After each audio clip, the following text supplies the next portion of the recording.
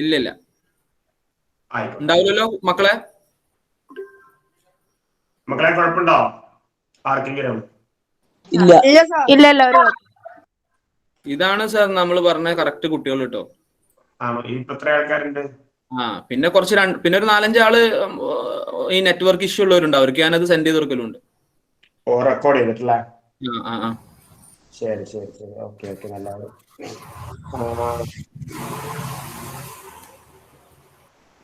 അപ്പൊ മക്കളെ നമുക്ക് തുടങ്ങാം.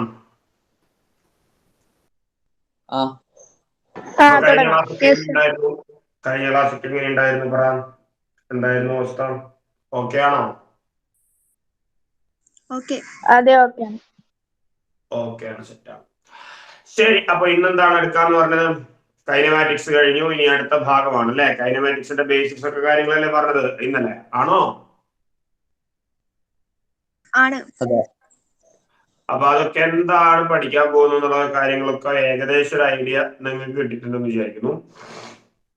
ഇനി നമ്മൾ ഇന്ന് പറയേണ്ടത് ഏതിന്റെ ബേസിക്സ് ആയിരിക്കും? ഉറപ്പായിട്ടും ഡൈനാമിക്സ് എന്ന് പറഞ്ഞാൽ എന്താണ് മക്കളെ? ജനറലി ഡൈനാമിക്സ് എന്ന് പറയുന്നത് എന്താണ്? എന്തായാലും മെക്കാനിക്സിന്റെ ഭാഗമാണ്. അതായത് നമ്മൾ ഫസ്റ്റ് NCERT ടെക്സ്റ്റ് ബുക്കിൽ പഠിക്കുക മെക്കാനിക്സ് ആണ്. ആ മെക്കാനിക്സ് എന്ന് പറയുന്ന ഭാഗം 2 പാർട്ടായിട്ട് തിരിക്കുന്നു. ഒന്ന് കൈനമാറ്റിക്സ്, 2 ഡൈനാമിക്സ്. അതിൽ ആരാണ് മെക്കാനിക്സ് എന്ന് പറയുന്നത് മോഷനെ പറ്റിയുള്ള പഠനമാണ്. അതിൽ റീസൺസ് ഒന്നും എടുക്കാതെ അല്ലെങ്കിൽ മോഷന്റെ കാരണങ്ങളൊന്നും എടുത്തിട്ടില്ലെങ്കിൽ അതാണ് കൈനമാറ്റിക്സ് എന്ന് പറയുന്നത്. എന്നാൽ ആ മോഷന്റെ കാരണങ്ങളെ പറ്റി പഠിക്കുന്നതാണ് ഡൈനാമിക്സ്. ആ കാരണങ്ങളും അതുപോലെ തന്നെ ആ കാരണങ്ങൾ വരുമ്പോൾ ഉണ്ടാകുന്ന പലതരം പ്രോബ്ലംസുമായിട്ട് ബന്ധപ്പെട്ട കാര്യങ്ങളൊക്കെയാണ് ഡൈനാമിക്സ് നമ്മൾ വിളിക്കുക. അൾട്ടിമേറ്റ്ലി ഡൈനാമിക്സ് എന്ന് പറയുന്നത് ശരിക്കും ലോസ് ഓഫ് മോഷൻ ആണ്. നമ്മൾ ഈ പഠിക്കുന്ന ഫിസിക്സ് കംപ്ലീറ്റ്ലി ക്ലാസിക്കൽ മെക്കാനിക്സ് ആണ്. ക്ലാസിക്കൽ മെക്കാനിക്സ് എന്ന് പറഞ്ഞാൽ ന്യൂട്ടന്റെ കാലഘട്ടത്തിലുള്ള മെക്കാനിക്സ്. പലതരം മെക്കാനിക്സ്, പലതരം ചലനങ്ങളെ പറ്റിയുള്ള പഠനങ്ങളുണ്ട്. ചലനങ്ങളെ പറ്റിയുള്ള പഠനം എന്ന് പറയുമ്പോൾ ആലോചിക്കേണ്ടത് വലിയ സാധനങ്ങൾ. ശ്രദ്ധിക്കണം, ആരുടെയൊക്കെ ചലനങ്ങൾ ഉണ്ടാവാം. ശ്രദ്ധിച്ചോ നിങ്ങൾ നന്നായിട്ട്. ചലനം അല്ലെങ്കിൽ മോഷൻ എന്ന് പറയുമ്പോ വലിയ സാധനങ്ങളുടെ bigger object, small speed, bigger object തന്നെ ലാർജർ സ്പീഡ്, അതുപോലെ smaller object smaller speed, smaller object larger speed. മോഷനെ പറ്റി പഠിക്കുമ്പോൾ ഇത്രയും കാര്യങ്ങളാണ് അൾട്ടിമേറ്റ്ലി പറയാം. എന്ന് വെച്ചാൽ വലിയ സാധനങ്ങൾ വലിയ സ്പീഡിൽ പോകും, ചെറിയ സ്പീഡിൽ പോകുന്നു. ചെറിയ സ്പീഡ് എന്ന് ഉദ്ദേശിക്കുന്നത് അപ്പൊ എന്താണ് ഈ ചെറിയ സ്പീഡ്? എത്രയാണ് ഈ ചെറിയ സ്പീഡ് എന്ന് പറയാമോ? എത്രയാണ് ഈ ചെറിയ സ്പീഡ് എന്ന് പറയുന്നത്?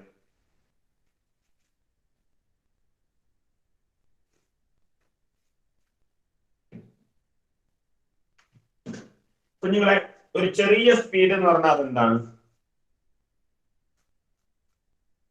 നിങ്ങളാണ് കുട്ടികളെന്നാണ് പറഞ്ഞിട്ടുള്ളത്. അപ്പൊ നിങ്ങൾ ആക്റ്റീവ് ആവണം. യെസ്, എന്താണ് ഈ ചെറിയ സ്പീഡ് എന്ന് പറഞ്ഞാൽ? എത്രയാണ് ചെറിയ സ്പീഡ്?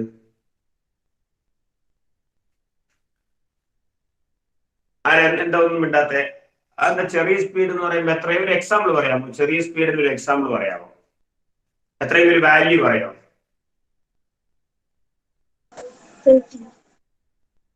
ഫിസിക്സിൽ ചെറിയ സ്പീഡ് എന്ന് പറഞ്ഞാൽ നമുക്ക് വലിയ സ്പീഡ് എന്താണെന്ന് അറിയണം. കാരണം ഞാൻ പറഞ്ഞു, ഫിസിക്സിലെ ഏത് പ്രോസസ്സും അൾട്ടിമേറ്റ്ലി ഏത് പ്രോസസ്സാണ്? വേറൊരാളുമായിട്ട് കമ്പയർ ചെയ്യുന്ന പ്രോസസ്സാണ്, കമ്പാരിറ്റീവ് പ്രോസസ്സാണ്. ശരിയാണോ? അപ്പൊ നമ്മുടെ റെഫറൻസ് പോയിന്റ് എന്ന് പറയുന്നത് സ്പീഡ് ഓഫ് ലൈറ്റ് ആണ്. Reference point, velocity of light. എത്രയാ വെലോസിറ്റി ഓഫ് ലൈറ്റ് എന്ന് പറയാമോ? വെലോസിറ്റി ഓഫ് ലൈറ്റ് എത്രയാണെന്ന് അറിയാമോ? നമ്മുടെ ലൈറ്റിന്റെ പ്രകാശത്തിന്റെ സ്പീഡ് എത്രയാണെന്ന് പറയാമോ?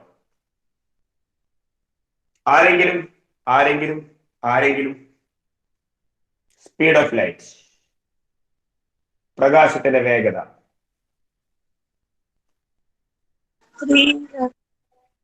എത്രയാണ്? സാധാരണ സി എന്നാണ് എഴുതുക. 3 × 10⁻⁸ മീറ്റർ പെർ സെക്കൻഡ് ആണ്. എന്ന് വെച്ചാൽ ഏകദേശം 3 × 8 അത്രയും മീറ്റർ ഒരു സെക്കൻഡിൽ. എന്ന് വെച്ചാൽ ഈ ഒരു ഗ്യാപ്പിനിടയിൽ 30 കോടി മീറ്റേഴ്സ് അല്ലെങ്കിൽ ഏകദേശം ഒരു 30 ലക്ഷം കിലോമീറ്റേഴ്സ്, ഏകദേശം 30 ലക്ഷം ആയിരിക്കില്ലേ, ഏകദേശം അത്രയായിരിക്കണം. ഓക്കെ, അപ്പൊ അത്രയും കിലോമീറ്റേഴ്സ് ഒരു സെക്കൻഡ് കൊണ്ട്, ഈ ഒരു സമയം കൊണ്ട് പ്രകാശം സഞ്ചരിക്കും. അതാണ് വലിയ സ്പീഡ് എന്ന് നമ്മൾ കമ്പയർ ചെയ്യുന്നത്. അപ്പൊ പ്രകാശത്തിന്റെ സ്പീഡുമായിട്ട് കമ്പയർ ചെയ്യാൻ പറ്റുന്ന ഒരു സ്പീഡ് ആണെങ്കിൽ അതൊരു വലിയ സ്പീഡാണ്. 10⁸ metre per second, 10⁶ metre per second, ആ ഒരു വെലോസിറ്റി ഒക്കെ വലിയ സ്പീഡുകളിലാണ് പെടുക. ഇലക്ട്രോണിന്റെ മോഷൻ, അതായത് കുഞ്ഞ് ഇലക്ട്രോൺസ് കറങ്ങുന്ന വെലോസിറ്റി, ഒരു ആറ്റത്തിന്റെ ന്യൂക്ലിയസിന് ചുറ്റും ഇലക്ട്രോൺ ഇങ്ങനെ കറങ്ങുകയാണെങ്കിൽ ആ ഇലക്ട്രോൺ കറങ്ങുന്ന വെലോസിറ്റി എന്ന് പറയുന്നത് 10⁶ മീറ്റർ പെർ സെക്കൻഡ് വെലോസിറ്റിയിലാണ്. ഏകദേശം 10⁶ എന്ന് പറയുമ്പോൾ 10 ലക്ഷം മീറ്റർ പെർ സെക്കൻഡ് ആണ്. ഒരു സെക്കൻഡിൽ 10 ലക്ഷം മീറ്റർ എന്നുള്ള രീതിയിലാണ്, ആ ഒരു വലിയ സ്പീഡിലാണ് ഇലക്ട്രോൺ കറങ്ങുക. പ്രോട്ടോണിന്റെ മോഷൻ, ഇതൊക്കെ ഏകദേശം 10⁶ മീറ്റർ പെർ സെക്കൻഡ് ഒക്കെയാണ്. അത് വലുത് എന്ന് പറയാം, കാരണം അത് വെലോസിറ്റി ഓഫ് ലൈറ്റുമായിട്ട് ഏകദേശം കമ്പാരിസണിൽ വരാൻ പറ്റുന്ന ആളാണ്. എന്നാൽ ഫിസിക്സിൽ ഈവൻ ലോകത്ത് ഏറ്റവും സ്പീഡ് കൂടിയ കാർ ഏതാണെന്ന് അറിയാം നിങ്ങൾക്ക്? ലോകത്ത് ഏറ്റവും കൂടുതൽ സ്പീഡ് കൂടിയ കാർ ഏതാണ്? ബുഗാട്ടിയുടെ ഏതാ? ബുഗാട്ടി ചിറോൺ ആണ്. ഏറ്റവും സ്പീഡ് കൂടിയ കാറാണ്. നമ്മള് ഒരു എന്താ പറയാ 0 to 15 സെക്കൻഡ് കൊണ്ട് ഏകദേശം 400 കിലോമീറ്റർ സ്പീഡിനടുത്ത് ഏകദേശം അച്ചീവ് ചെയ്ത കാറാണ് ഒബ്വിയസ്ലി. അപ്പൊ അത്രയും വലിയ വെലോസിറ്റി ഉള്ള ഒരു കാർ 400 കിലോമീറ്റർ പെർ അവർ എന്ന് പറയുമ്പോൾ ഒരു മണിക്കൂറിൽ 400 കിലോമീറ്റർ എന്ന് പറയുമ്പോൾ പ്ലെയിൻ റോഡ് ആണെങ്കിൽ നമ്മുടെ കാസർഗോഡ് നിന്നും ഏകദേശം കൊല്ലം ജില്ല എത്താനാവുന്നത് വരെ 1 മണിക്കൂർ കൊണ്ടെത്തും. അത്രയും സ്പീഡ് കൂടിയ കാർ, നല്ല റോഡും സ്ട്രേറ്റ് റോഡാണെങ്കിൽ. അപ്പൊ അത്രയും സ്പീഡ് കൂടിയ കാർ ഫിസിക്സിൽ വെലോസിറ്റി കുറവാണ്. കാരണം 400 കിലോമീറ്റർ പെർ അവറേ മക്കളേ ഉള്ളൂ. 400 കിലോമീറ്റർ പെർ അവറേ ഉള്ളൂ. ഈ കിലോമീറ്റർ പെർ അവറിനെ മീറ്റർ പെർ സെക്കൻഡിലേക്ക് മാറ്റാൻ പറ്റുമോ മക്കളെ? ഹലോ, കിലോമീറ്റർ പെർ അവറിനെ മീറ്റർ പെർ സെക്കൻഡിലേക്ക് മാറ്റാൻ പറ്റില്ല. എങ്ങനെ, എന്താ നമ്മൾ ചെയ്യുക? കിലോമീറ്റർ പെർ അവറിനെ മീറ്റർ പെർ സെക്കൻഡ് ആക്കാൻ വേണ്ടിട്ട് കഴിഞ്ഞ ദിവസം പറഞ്ഞല്ലേ, 18 ഗുണിക്കുക. അപ്പൊ ഏകദേശം 400 എന്നുള്ളത് 18 പോകുന്ന ഒരു വാല്യൂവിലേക്ക് ഞാൻ പറയാം 450 നടത്തുകയാണ്. കുറച്ച് കൂടിക്കോട്ടെ, അപ്പൊ കുറച്ച് എളുപ്പത്തിൽ കിട്ടാൻ വേണ്ടിയിട്ടാണ്. അപ്പൊ 18 2 × 9 18, 450 90. അപ്പോ ഉറപ്പായിട്ടും ഈ 9 × 5 45, 450 ഡിവൈഡഡ് ബൈ 18. 18 45 ശരി 2 × 9 ആണ്. ഓക്കെ, ഇത് 50 ആണ്. സോറി 50. അപ്പോ ഈ 50 ഈ 2 ക്യാൻസൽ ചെയ്ത് 25 125 ഏകദേശം 125 മീറ്റർ പെർ സെക്കൻഡ്.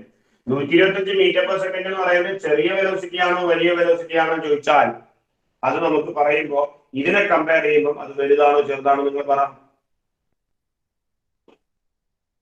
ഇതിനെ കമ്പയർ ചെയ്യുമ്പോൾ ലൈറ്റിന്റെ വെലോസിറ്റി സംബന്ധിച്ചിടത്തോളം 125 മീറ്റർ പെർ സെക്കൻഡ് എന്ന് പറയുമ്പോൾ ചെറുതോ വലുതോ?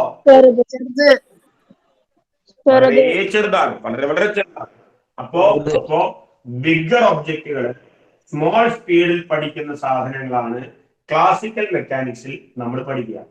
ക്ലാസിക്കൽ മെക്കാനിക്സ് എന്ന് വെച്ചാൽ നമ്മൾ പഠിച്ചുകൊണ്ടിരിക്കുന്ന ഫിസിക്സിൽ ക്ലാസിക്കൽ മെക്കാനിക്സ് എന്ന് പറയുന്നത് ബിഗർ ഒബ്ജക്ട് സ്മോളർ സ്പീഡ്, ലൈറ്റുമായി ബന്ധപ്പെടുത്തി നമുക്ക് പഠിക്കാൻ പറ്റില്ല. എന്നാൽ ബിഗർ ഒബ്ജക്ട് ലാർജർ സ്പീഡിൽ പോകുന്ന പ്രതിഭാസങ്ങളുണ്ട്. വലിയ ഒബ്ജക്റ്റുകൾ വളരെ വലിയ സ്പീഡിൽ പോകുന്നത്. ഫോർ എക്സാമ്പിൾ നക്ഷത്രങ്ങളുടെ മോഷനിലെ മക്കളെ, നക്ഷത്രങ്ങളുടെ മോഷൻ.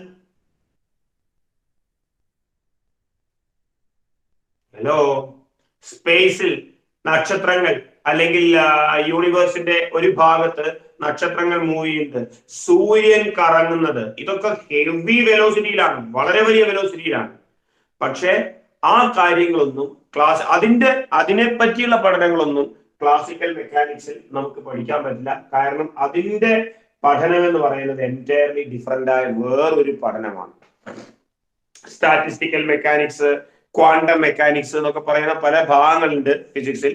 അപ്പോ അതിലൊരു ഭാഗമാണ് ഈ ബിഗർ ഒബ്ജക്റ്റ് ബിഗർ സ്പീഡ് വരുന്നത്. അതുപോലെ ഏറ്റവും സ്മോളർ ഒബ്ജക്റ്റ് സ്മോളർ സ്പീഡിൽ പോകുന്ന കാര്യങ്ങൾ, സ്മോളർ ഒബ്ജക്റ്റ് ലാർജർ സ്പീഡിൽ പോകുന്ന കാര്യങ്ങൾ, ഇതിലൊക്കെ റിലേറ്റിവിറ്റി എന്നൊക്കെ പറയുന്ന കോൺസെപ്റ്റുകളുണ്ട്. എന്ന് വെച്ചാൽ ഇത്തരം കാര്യങ്ങൾ, സ്മോളർ ഒബ്ജക്റ്റ് എന്ന് പറയുന്നത് എന്താണ്, ഇലക്ട്രോൺസ്, പ്രോട്ടോൺസ്, ഇവരുടെയൊക്കെ മോഷൻ നമ്മൾ ഒരിക്കലും മെക്കാനിക്സിൽ സാധാരണ രീതിയിൽ പറയാറില്ല, നോർമൽ രീതികളിൽ പറയാറില്ല. എന്ന് വെച്ച് കഴിഞ്ഞാല് ന്യൂട്ടന്റെ ചലന നിയമങ്ങൾ, ന്യൂട്ടന്റെ ഒന്നാം ചലന നിയമം നമ്മൾ ഇലക്ട്രോണിന്റെ മോഷനിലൊന്നും ഒരിക്കലും അപ്ലൈ ചെയ്യാറില്ല. പൊതുവെ സാധാരണ നമുക്ക് കാണാൻ പറ്റുന്ന മാക്രോസ്കോപ്പിക് ആയ ഒബ്ജക്റ്റുകൾ നമുക്ക് കണ്ടാൽ മനസ്സിലാവുന്നത്, ഈ ഒരു ചോക്ക് വലിയ ഒബ്ജക്റ്റ് ആണ്, ഇലക്ട്രോണിന്റെയോ പ്രോട്ടോണിന്റെയോ ഒരു ആറ്റത്തിന്റെയോ സൈസ് നോക്കുകയാണെങ്കിൽ. അത്തരം സാധനങ്ങളുടെ സ്മോളർ സ്പീഡിലുള്ള കാര്യങ്ങളെ പറ്റിയാണ് നമ്മൾ മൊത്തത്തില് പഠിക്കുന്നത് മെക്കാനിക്സിൽ പൂർണ്ണമായിട്ടും. അപ്പൊ എന്താ പഠിക്കുന്നത് എന്നുള്ള ഒരു ഐഡിയ നിങ്ങൾക്ക് മനസ്സിലായോ? എന്താ പഠിക്കാൻ പോകുന്നത് എന്നുള്ള ഐഡിയ മനസ്സിലായോ? മനസ്സിലായി. ഓക്കെ, അപ്പൊ നമ്മള് സ്മോളർ ഒബ്ജക്ട് സ്മോളർ സ്പീഡിലുള്ള കാര്യങ്ങളാണ് പഠിക്കുന്നത്. ശരി, ഇനി ഇനി ഇനി ഞാൻ പറയാൻ പോകുന്ന കാര്യം ശ്രദ്ധിക്കാം. അപ്പൊ അതിന്റെ റീസൺസ്, അതിനെപ്പറ്റി എന്താണ് കാര്യങ്ങൾ എന്നൊക്കെ നമ്മൾ കൈനമാറ്റിക്സിൽ പഠിക്കുന്നുണ്ട്. സ്പീഡ്, വെലോസിറ്റി, ആക്സിലറേഷൻ തുടങ്ങിയ പാരാമീറ്റേഴ്സ് ഒക്കെ കൈനമാറ്റിക്സിൽ അടിപൊളിയായിട്ട് പഠിക്കും. ഇവിടെ നമ്മൾ പഠിക്കുന്ന പാരാമീറ്റേഴ്സ് എന്ന് പറയുന്നത് ഡൈനാമിക്സിൽ നമ്മൾ വളരെ ഇമ്പോർട്ടന്റ് ആയിട്ട് അറിയേണ്ട കാര്യങ്ങൾ എന്ന് പറയുന്നത്, ആദ്യം ഡൈനാമിക്സ് തുടങ്ങുമ്പോൾ തന്നെ എനിക്ക് പറയാനുള്ള കാര്യമാണ്, എന്താണ് മാസ്, എന്താണ് മൊമെന്റം, എന്താണ് മാസ്, എന്താണ് മൊമെന്റം. ലീനിയർ മൊമെന്റം എന്ന് പറയും, വെറുതെ ഞാൻ മൊമെന്റം എന്ന് എഴുതുന്നു. മൊമെന്റം എന്താണ്, ഫോഴ്സ് എന്താണ്, ഈ കാര്യങ്ങളെ പറ്റിയാണ് ഡൈനാമിക്സിൽ പൂർണ്ണമായും നമ്മൾ ഡീൽ ചെയ്യുന്നത്. അപ്പൊ ഏറ്റവും ആദ്യം അൾട്ടിമേറ്റ്ലി ഞാൻ ചോദിക്കാൻ പോകുന്ന ഒരു കാര്യം മാസ് ആണ്. എനിക്ക് കാരണങ്ങൾ പറഞ്ഞു തരണമെങ്കിൽ, മോഷന്റെ കാരണങ്ങൾ പറഞ്ഞു തരണമെങ്കിൽ ആദ്യം എനിക്ക് അറിയേണ്ടത് മാസ് ആണ്. അപ്പൊ കുഞ്ഞുമക്കളെ എന്താ മാസ് എന്ന് പറഞ്ഞാൽ പറ, എന്താ നിങ്ങൾ ഉദ്ദേശിക്കുന്നത്, എന്താണ് mass? Weight of an object. Weight of an object. Weight of an object എന്ന് പറഞ്ഞാൽ എന്താണ്? വെയിറ്റ് എന്ന് പറഞ്ഞാൽ എന്താണ്? ഇത് നമ്മുടെ ഭൂമിയുടെ സർഫസ് ആണെന്ന് വിചാരിക്കുക. അവിടെ ഒരു സാധനം ഞാൻ വെച്ചു എന്ന് വിചാരിക്കുക. ആ സാധനത്തിന്റെ മുകളിൽ ഭൂമി ഉണ്ടാക്കുന്ന ഗുരുത്വാകർഷണ ബലം അല്ലെങ്കിൽ ഗ്രാവിറ്റേഷണൽ ഫോഴ്സ് ഓഫ് അട്രാക്ഷൻ, അതിനെ നമ്മൾ വിളിക്കുന്ന പേരാണ് ഗ്രാവിറ്റേഷണൽ ഫോഴ്സ് ഓഫ് അട്രാക്ഷനെ നമ്മൾ വിളിക്കുന്ന പേരാണ് വെയിറ്റ്. അതായത് ഈ ദുനിയാവിൽ ഏതൊരു സാധനം വെച്ചാലും ആ സാധനത്തിന് ഭൂമി എത്രമാത്രം ഫോഴ്സിലാണ് വലിക്കുന്നത്, ആ ഫോഴ്സിനെ വിളിക്കുന്ന പേരാണ് ഗ്രാവിറ്റേഷണൽ ഫോഴ്സ് ഓഫ് അട്രാക്ഷൻ അല്ലെങ്കിൽ വെയിറ്റ് ഓഫ് ദ ഒബ്ജക്ട്. മനസ്സിലായോ? ക്ലിയർ ആണോ? അതായത് ഭൂമി എത്ര ഫോഴ്സിൽ ഒരു സാധനത്തിനെ വലിക്കുന്നു, ഇപ്പൊ നിങ്ങളെ ഭൂമി എത്രമാത്രം ഫോഴ്സിലാണ് വലിക്കുന്നത്, അതിനെയാണ് ഗ്രാവിറ്റേഷണൽ ഫോഴ്സ് അല്ലെങ്കിൽ വെയിറ്റ് എന്ന് പറയുന്നത്. അത് ശരിക്കും പറഞ്ഞാൽ ഫോഴ്സിലാണ്, അത് ന്യൂട്ടണിലാണ് പറയാം. ഫോഴ്സിന്റെ യൂണിറ്റ് എല്ലാവർക്കും അറിയാം, ന്യൂട്ടൺ ആണ്. ക്യാപിറ്റൽ എന്നാണ് നമ്മൾ എഴുതുക. അപ്പോ നമ്മുടെ വെയിറ്റ് എത്രയാണെന്ന് ചോദിച്ചാൽ 600 ന്യൂട്ടൺ എന്ന് നമുക്ക് എഴുതാൻ പറ്റും. അത് വെയിറ്റ് ആണ്. അപ്പോ അത് ഫോഴ്സ് ആണ്. വെയിറ്റ് എന്ന് പറയുന്ന ഒരു ഫോഴ്സ് ആണ്. ഞാൻ ചോദിച്ചത് മാസ് എന്താണെന്ന്. എന്നെ വലിക്കുന്ന ഫോഴ്സ് ആണ് 600 ന്യൂട്ടൺ, അതാണ് എന്റെ വെയിറ്റ്. ഞാൻ ചോദിക്കുന്നത് എന്റെ ഈ മാസ് എന്ന് പറഞ്ഞാൽ എന്താണ്? എന്താ മക്കളെ? Amount of particle the object is made up of is called mass. അതിന്റെ ഉള്ളിലെ amount of substance അല്ലെ, അതിന്റെ ഉള്ളിലെ amount of substance. അപ്പോ ഒരാൾ എന്നോട് പറയുന്ന ഉത്തരം അതാണ്, amount of the particle of the object is made up of is called mass. എന്ന് വെച്ചാൽ ഇതിന്റെ ഉള്ളിൽ കുറെ പാർട്ടിക്കിൾസ് ഉണ്ട്. ആ പാർട്ടിക്കിൾസിന്റെ എല്ലാം എമൗണ്ടുകളെ കൂടിച്ചേരുന്ന കാര്യത്തെ നമ്മൾ വിളിക്കുന്ന പേരാണ് മാസ്. കുഞ്ഞുങ്ങളെ, അതിനെ നമ്മൾ വിളിക്കുന്ന പേരാണ് amount of substance. Actually amount of substance. ഇത് കെമിസ്ട്രിയിലാണ് നിങ്ങൾ പഠിക്കുക. എമൗണ്ട് ഓഫ് സബ്സ്റ്റൻസ് എന്ന് പറയുന്നത് മോളിലാണ് പറയുക. ഇത്ര മോൾ ഗ്യാസിന്റെ ഇത്ര മോളാണ് ആ ഒരു ആറ്റത്തിലുള്ള സോറി ആ ഒരു ഒബ്ജക്റ്റിലുള്ള എമൗണ്ട് ഓഫ് സബ്സ്റ്റൻസ് എന്നൊക്കെ പറയാറുണ്ട്. അത് കെമിസ്ട്രി മോൾ എന്ന് പറയുന്ന ഒരു കോൺസെപ്റ്റ് ആണ്. മോൾ കോൺസെപ്റ്റ് നിങ്ങൾ കെമിസ്ട്രിയിൽ ആദ്യത്തെ ചാപ്റ്ററായ ബേസിക് കൺസെപ്റ്റ്സ് ഓഫ് കെമിസ്ട്രിയിൽ പഠിക്കും. എന്നാൽ അതുമല്ല മാസ് എന്ന് പറയുന്നത്. മാസ് എന്ന് പറയുന്നതിന്റെ ഫിസിക്കൽ മീനിങ്, മെക്കാനിക്കൽ മീനിങ് വളരെ ഓർത്തിരിക്കുക. ഒരു സാധനത്തിന്റെ ക്വാണ്ടിറ്റി തന്നെയാണ്. ഒരു സാധനത്തിന്റെ എത്രമാത്രം എമൗണ്ട് ഓഫ് സാധനങ്ങൾ അതിൻ്റെ ഉള്ളിൽ ഇരുന്നു എന്നുള്ളതിന്റെ ഒരു അറിവാണ് മാസ്. എങ്കിലും മാസിന്റെ real meaning is the measure of linear inertia എന്നാണ്. It is the measure of linear inertia. ഈ വാക്ക് പറയുമ്പോൾ പകുതി കുട്ടിയേക്കും ഇതെന്താണ് ഐറ്റം എന്നുള്ളത് കറക്റ്റ് തലയിലേക്ക് കയറില്ല. ഒരാൾ എനിക്ക് ഉത്തരം പറഞ്ഞു തന്നിട്ടുണ്ടെങ്കിൽ സൻഹ എനിക്കൊന്ന് പറഞ്ഞതാ ഈ മെഷർ ഓഫ് ഇനർഷ്യ അല്ലെങ്കിൽ മെഷർ ഓഫ് ലീനിയർ ഇനർഷ്യ എന്താണ് നീ അങ്ങനെ പറയാൻ കാരണം? അതെന്താണെന്ന് എക്സ്പ്ലെയിൻ ചെയ്തു തരുമോ? എന്താ സംഭവം എന്നുള്ളത്?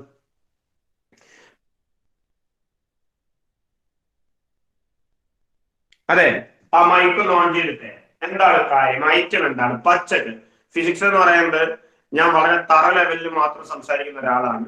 ഇതില് ഭയങ്കരമായ ടെക്നിക്കൽ ടേംസ് കയറ്റാൻ എനിക്ക് പൊതുവെ ഇഷ്ടമില്ലാത്ത ഒരാളാണ്.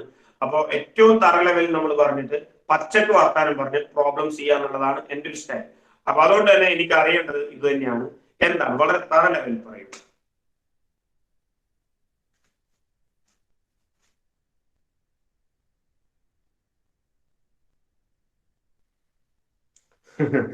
കറക്റ്റ് മലയാളം ട്രാൻസ്ലേറ്റ് ചെയ്ത് വന്നു. ഒരു വസ്തുവിന്റെ ജഡത്വത്തിന്റെ അളവ്. ഓക്കെ, എന്താണ് കറക്റ്റ്? ഞാൻ പറഞ്ഞത് ഒരു പച്ചക്ക് പറയാൻ പറ്റുമോ എന്നാണ് ചോദിച്ചത്. എന്ന് വെച്ചാൽ കറക്റ്റ് ആയിട്ട് ഇപ്പൊ നമ്മുടെ ഒരു റിയൽ ലൈഫ് എക്സാമ്പിൾ വെച്ച് പറയാൻ പറ്റുമോ? നമ്മുടെ ജീവിതത്തിൽ കാണുന്ന ഒരു എക്സാമ്പിൾ വെച്ച് പറയാൻ പറ്റുമോ? നീ മൈക്ക് ഓൺ ചെയ്തോളൂ. Be happy. അടിപൊളിയായിട്ട് എല്ലാരും കേൾക്കട്ടെ, ഉഷാറാവട്ടെ.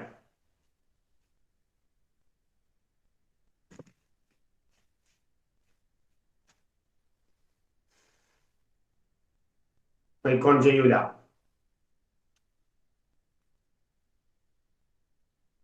ഓക്കെ, ബാക്കി ആരെങ്കിലും ഈ മെഷർ ഓഫ് ഇനർഷ്യ എന്ന് പറയുന്ന സാധനം പച്ചക്ക് ഏറ്റവും തറ ലെവലിൽ പറയാൻ ആയിരിക്കും പറ്റും? ഏറ്റവും തറ ലെവലിൽ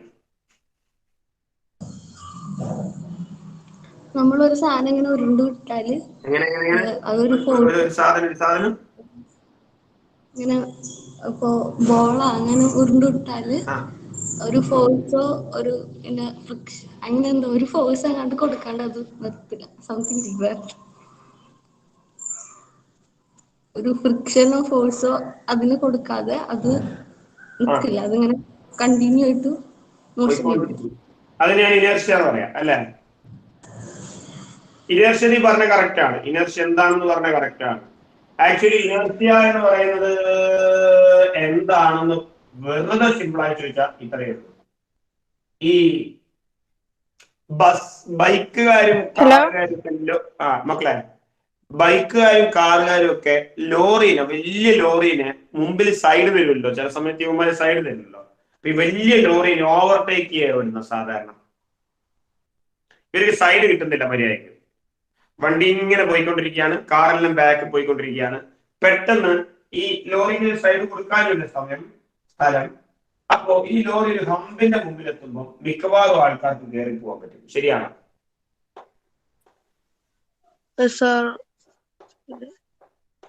അതായത് ലോറി ഈ ഹമ്പിന്റെ അടുത്തെത്തി. അപ്പോ ബൈക്കുകാരൻ അതേ ഹമ്പ് തന്നെ മാറ്റി വരക്കുകയാണ് ഇപ്പുറത്ത്. അപ്പൊ ബൈക്കുകാരനും അതേ ഹമ്പിന്റെ അടുത്തേക്ക് എത്തി. ആ ബൈക്കുകാരനും അതേ ഹമ്പിന്റെ അടുത്തേക്ക് എത്തി. വണ്ടിയിൽ ജസ്റ്റ് ഒന്ന് നിന്നു. എന്റെ ചോദ്യം ഏതിനാണ് പെട്ടെന്ന് സ്പീഡ് അറ്റൈൻ ചെയ്യാൻ കഴിയുക? ലോറിക്കാണോ ബൈക്കിനാണോ? ഏതിനാ? ആ ഹമ്പ് ചാടി അവിടെ തന്നെ ഏറ്റവും സ്പീഡ് പോകാൻ പറ്റിയ ആർക്കാണ്? ബൈക്കിനാണോ ലോറിക്കാണോ? കുട്ടല്ലേ, ബൈക്കല്ലേ. എന്തെളുപ്പാണ് സാധനം. ഹമ്പ് ചാടി കഴിഞ്ഞാൽ ഒറ്റ ആക്സിലേറ്റർ കൊടുക്കുമ്പോ, പ്രത്യേകിച്ച് നമ്മുടെ എന്താ പറയാ ഡ്യൂക്കൊക്കെ ആണെങ്കിൽ അജിങ് എന്ന് പറഞ്ഞാൽ കൊടുക്കുമ്പോഴേക്ക് സാധനം എത്തിയിട്ടുണ്ടാവും. ലോറി കട ഹമ്പ് ചാടി ഒന്ന് അവനൊന്ന് ആക്സലറേറ്റ് ചെയ്ത് റെഡിയായി വരണം. എന്ന് വെച്ചാ അവനൊന്ന് ഓടിത്തുടങ്ങാൻ ഇത്തിരി ബുദ്ധിമുട്ട് കൂടുതലാണ്. ഇതോ ഓടിത്തുടങ്ങാൻ എളുപ്പ. മാസ് കുറഞ്ഞപ്പോ അവന് ഓടിത്തുടങ്ങാൻ എളുപ്പമായി. മാസ് കൂടിയപ്പോ, മാസ് ഇൻക്രീസ് ചെയ്തപ്പോ ഓടിത്തുടങ്ങാൻ ബുദ്ധിമുട്ട് കൂടുതലായി. പ്രത്യേകം ശ്രദ്ധിക്കുക, ഓടിത്തുടങ്ങാൻ ബുദ്ധിമുട്ട് കൂടുതലായി മാസ് കൂടിയപ്പോ. അപ്പൊ മാസ് കുറവാണെങ്കിൽ ഓടിത്തുടങ്ങാൻ ഭയങ്കര എളുപ്പമാണ്. ഇതിൽ ആർക്കാണ് കൂടുതൽ ഇനേർഷ്യ എന്ന് പറയാൻ പറ്റുമോ? ഇനേർഷ്യ, ജഡത്വം. ലോറിക്ക്. എന്ന് വെച്ചാൽ ലോറിക്ക് മൂവ് ചെയ്ത് തുടങ്ങാൻ ഭയങ്കര ബുദ്ധിമുട്ടാണ്, പക്ഷെ ബൈക്കിന് മൂവ് ചെയ്ത് തുടങ്ങാൻ അത്ര ബുദ്ധിമുട്ടില്ല. കണ്ടോ, ഇവിടെയും ഞാൻ ചെയ്തത് കമ്പാരിസൺ ആണ് അല്ലെ. ശരിക്കും പറഞ്ഞാൽ ഇവന്റെ ബുദ്ധിമുട്ടിനെ പറ്റി പറയുമ്പോൾ അത് കൂടുതലാണോ കുറവാണോ എന്ന് അറിയണമെങ്കിൽ ഞാൻ വേറൊരുത്തന്റെ ബുദ്ധിമുട്ട് നോക്കണം. അപ്പൊ ഉറപ്പായിട്ടും ഇതാണ് ശരിക്കും പറഞ്ഞാൽ ഫിസിക്സിന്റെ ഒരു പ്രത്യേകത, എവിടെയും കമ്പാരിസൺ ആണ്. അങ്ങനെയാണെങ്കിൽ ഈ സാധനത്തിന് ബുദ്ധിമുട്ട് കൂടുതലാണ്, ഇനർഷ്യ കൂടുതലാണ് എന്ന് പറയുമ്പോൾ ഇനർഷ്യ എന്ന് പറയുന്നത് ഒരു ഫിസിക്കൽ ക്വാണ്ടിറ്റി അല്ല. കാരണം ഇനർഷ്യയെ മടി എന്നൊക്കെ നമുക്ക് സിമ്പിൾ ആയിട്ട് പറയാമെങ്കിൽ മടി ഒരിക്കലും ഒരു ഫിസിക്കൽ ക്വാണ്ടിറ്റി അല്ല. ഇപ്പോ നിങ്ങൾക്ക് മടിയുണ്ട്, വേറൊരുത്തന് മടിയുണ്ട്, രണ്ടാൾക്ക് മടിയുണ്ട്, എക്കും ബിക്കും മടിയുണ്ട്. ഓക്കെ, ഇവന്റെ മടി 10 മറ്റവന്റെ മടി 12 എന്ന് പറയാൻ പറ്റുവോടോ? മടി എന്ന് പറയുന്നത് അങ്ങനെ പറ്റുമോ? പറയാൻ പറ്റുമോ? എമൗണ്ട് വെച്ചിട്ട് പറയാൻ പറ്റുമോ? ഒരുത്തിന് 10 മടിയുണ്ട്, ഒരുത്തിന് 12 മടിയുണ്ട് എന്ന് പറയാൻ പറ്റുമോ? പറ്റൂല. അപ്പോ ലോകത്ത് നമ്മുടെ മാത്തമാറ്റിക്സിൽ, നമ്മുടെ ഫിസിക്സിൽ ഏത് ക്വാണ്ടിറ്റി ആണെങ്കിലും അളന്നെടുക്കാൻ പറ്റണം. അത് നിർബന്ധമാണ്. നിങ്ങൾ എന്ത് പറഞ്ഞു, ഏത് സാധനത്തിനെ പറ്റി എന്തു പറഞ്ഞു, പക്ഷെ എത്ര എന്ന് ചോദിച്ചാൽ ഒരു ഉത്തരം നിങ്ങൾക്ക് കൃത്യമായി പറയാനുണ്ടാവണം. 12.7, 14.8, 32.3 ഇങ്ങനെ ഒരു വാല്യൂ നിങ്ങൾക്ക് പറയാനുണ്ടാവണം. അപ്പോ ഈ ദുനിയാവിൽ ഏത് ഫിസിക്സിന്റെ പാർട്ടിനെ പറ്റി പഠിക്കുമ്പോഴും അതെങ്ങനെയായിരിക്കണം? It must be measurable. ശരിയല്ലേ? മെഷർ ചെയ്യാൻ കഴിയണം. ഫിസിക്സിൽ ഏത് കാര്യം നമ്മൾ പഠിക്കുന്നുണ്ടെങ്കിലും അത് മെഷർ ചെയ്യാൻ കഴിയണം. അപ്പൊ ഇനേർഷ്യ എന്ന് പറയുമ്പോൾ ഒരിക്കലും മെഷർ ചെയ്യാൻ കഴിയില്ല. കാരണം ഒരുത്തന് ഇപ്പം ഇവന്റെ ജഡത്വം എന്ന് പറയുന്ന ഒരു മെഷറിംഗ് ക്വാണ്ടിറ്റി ഇതുവരെ ഫിസിക്സിൽ ഉണ്ടായിട്ടില്ല. അപ്പോ ആ മെഷറിംഗ് ക്വാണ്ടിറ്റിക്ക് വേണ്ടിയിട്ട് ഒരു ക്വാണ്ടിറ്റി നമ്മൾ ഡിഫൈൻ ചെയ്യാണ്, അത് മാസ് ആണ്. അതായത് മാസ് കൂടിയ ഒരാൾക്ക് മടി, ഇനേർഷ്യ കൂടുതലാണ്. മടി, ഇനേർഷ്യ ഇത് രണ്ടും രണ്ട് വാക്കാണ് കേട്ടോ. അതിനെപ്പറ്റി ഞാൻ പറയാം. ഇതിന് മാസ് കൂടിയ ഒരാൾക്ക് ഇനേർഷ്യ കൂടുതലാണ്. അതിന്റെ അർത്ഥം എന്താണ്? മാസ് കൂടിയ ഒരാൾക്ക് ഓടിത്തുടങ്ങാനും വൺസ് ഓടിത്തുടങ്ങിയാൽ നിൽക്കാനും ബുദ്ധിമുട്ട് കൂടുതലാണ്. ഓടിത്തുടങ്ങാൻ മാത്രമല്ല അവന് ബുദ്ധിമുട്ട് കൂടുതൽ, ഓടിത്തുടങ്ങാൻ ബുദ്ധിമുട്ട് കൂടുതലാണ്. അതിപ്പോ മനസ്സിലായി. ലോറി ആണെങ്കിലും ബൈക്ക് ആണെങ്കിലും ഓടിത്തുടങ്ങാൻ ബുദ്ധിമുട്ട് ലോറിക്കാണ്. ഇനി ഞാൻ ആ ഹമ്പൊക്കെ കഴിഞ്ഞ് അവന്മാർ രണ്ടും ഒരു ഇറങ്ങുന്ന സമയത്ത് പെട്ടെന്ന് ലോറിന്റെ ബ്രേക്കും പൊട്ടി, ബൈക്കിന്റെ ബ്രേക്കും പൊട്ടി. എന്റെ ചോദ്യം ഇതാണ്, ഇതിൽ ആരെയാണ് എളുപ്പത്തിൽ പിടിച്ചു നിർത്താൻ പറ്റുക? ലോറിന്റെ ബ്രേക്കും പൊട്ടി, ബൈക്കിന്റെ ബ്രേക്കും പൊട്ടി, ഇതിലേതിനെയാണ് കൺട്രോൾ ചെയ്യാൻ കുറച്ചുകൂടി എളുപ്പമുണ്ടാവുക? പറ. ഒരേ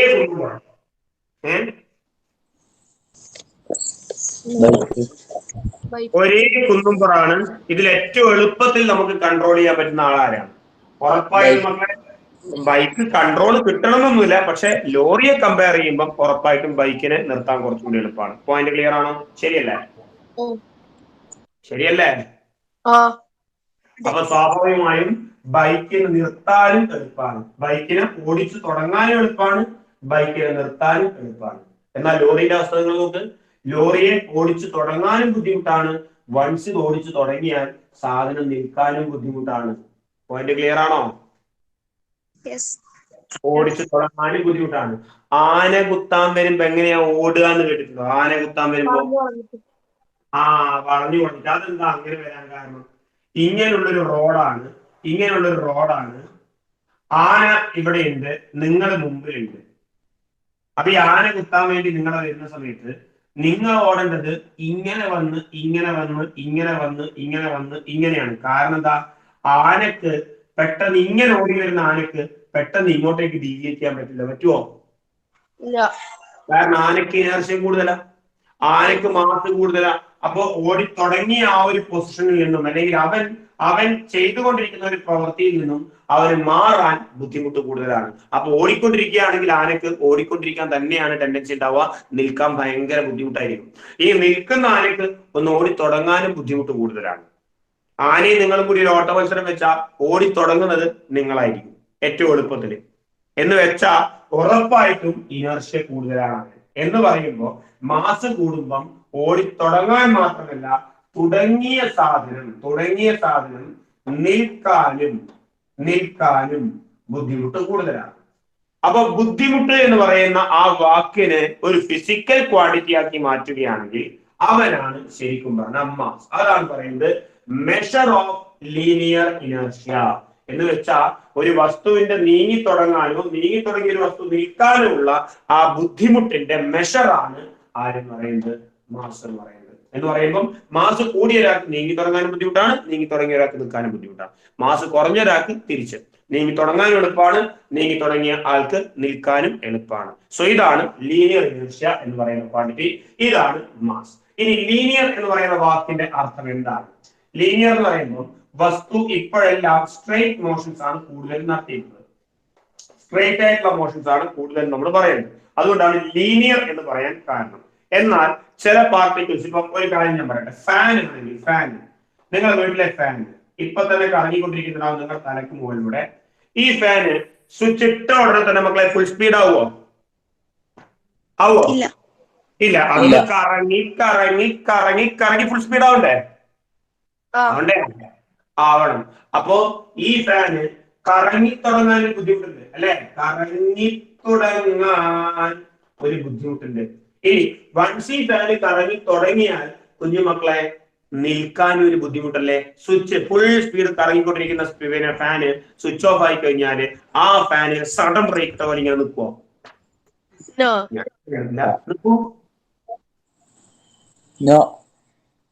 ഇല്ല, ഉറപ്പായിട്ടും ഇല്ല. കാരണം സ്വിച്ച് ഓഫ് ആയി കഴിഞ്ഞാൽ ഫാന് കറങ്ങിയിട്ടേ നിൽക്കുള്ളൂ. എന്ന് പറയുമ്പോ ഒരു ഫാന് കറങ്ങിക്കൊണ്ടിരിക്കുകയാണെങ്കിൽ അല്ലെങ്കിൽ നിൽക്കുകയാണെങ്കിൽ ഒന്ന് കറങ്ങി തുടങ്ങാനോ, വൺസ് ഇത് കറങ്ങി തുടങ്ങിയാൽ ആ സാധനം നിൽക്കാനോ ബുദ്ധിമുട്ട് കൂടുതലാണ്. അങ്ങനെയാണെങ്കിൽ ആ ബുദ്ധിമുട്ടിന്റെ മെഷർ ശരിക്കും പറഞ്ഞാൽ മാസ് അല്ല. ഇത് നീങ്ങി തുടങ്ങാനാണ്, നീങ്ങിയിട്ട് നിൽക്കാനാണ്. ഇത് കറങ്ങി തുടങ്ങാനാണ്, കറങ്ങി നിൽക്കാനാണ്. ഈ ഇനർഷ്യ നമ്മൾ വിളിക്കുന്ന പേര് റൊട്ടേഷണൽ ഇനർഷ്യ എന്നാണ്. ഒരു സാധനം റൊട്ടേറ്റ് ചെയ്ത് തുടങ്ങാനോ റൊട്ടേറ്റ് ചെയ്തൊരു സാധനം നിൽക്കാനുള്ള ആ മടിയെ വിളിക്കുന്ന പേരാണ് റൊട്ടേഷണൽ ഇനർഷ്യ.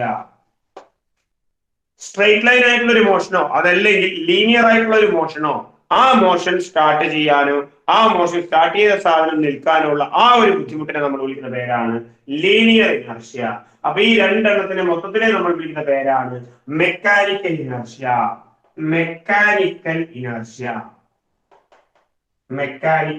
ഇനർഷ്യ. ഞാൻ പറയുന്ന ആ പോയിന്റ് വളരെ ക്ലിയർ ആയിട്ട്, കറക്റ്റ് ക്രിസ്റ്റൽ ക്ലിയർ ആയിട്ട് ആ കോൺസെപ്റ്റ് അടക്കം നിങ്ങളുടെ തലയിലേക്ക് കയറിയോ?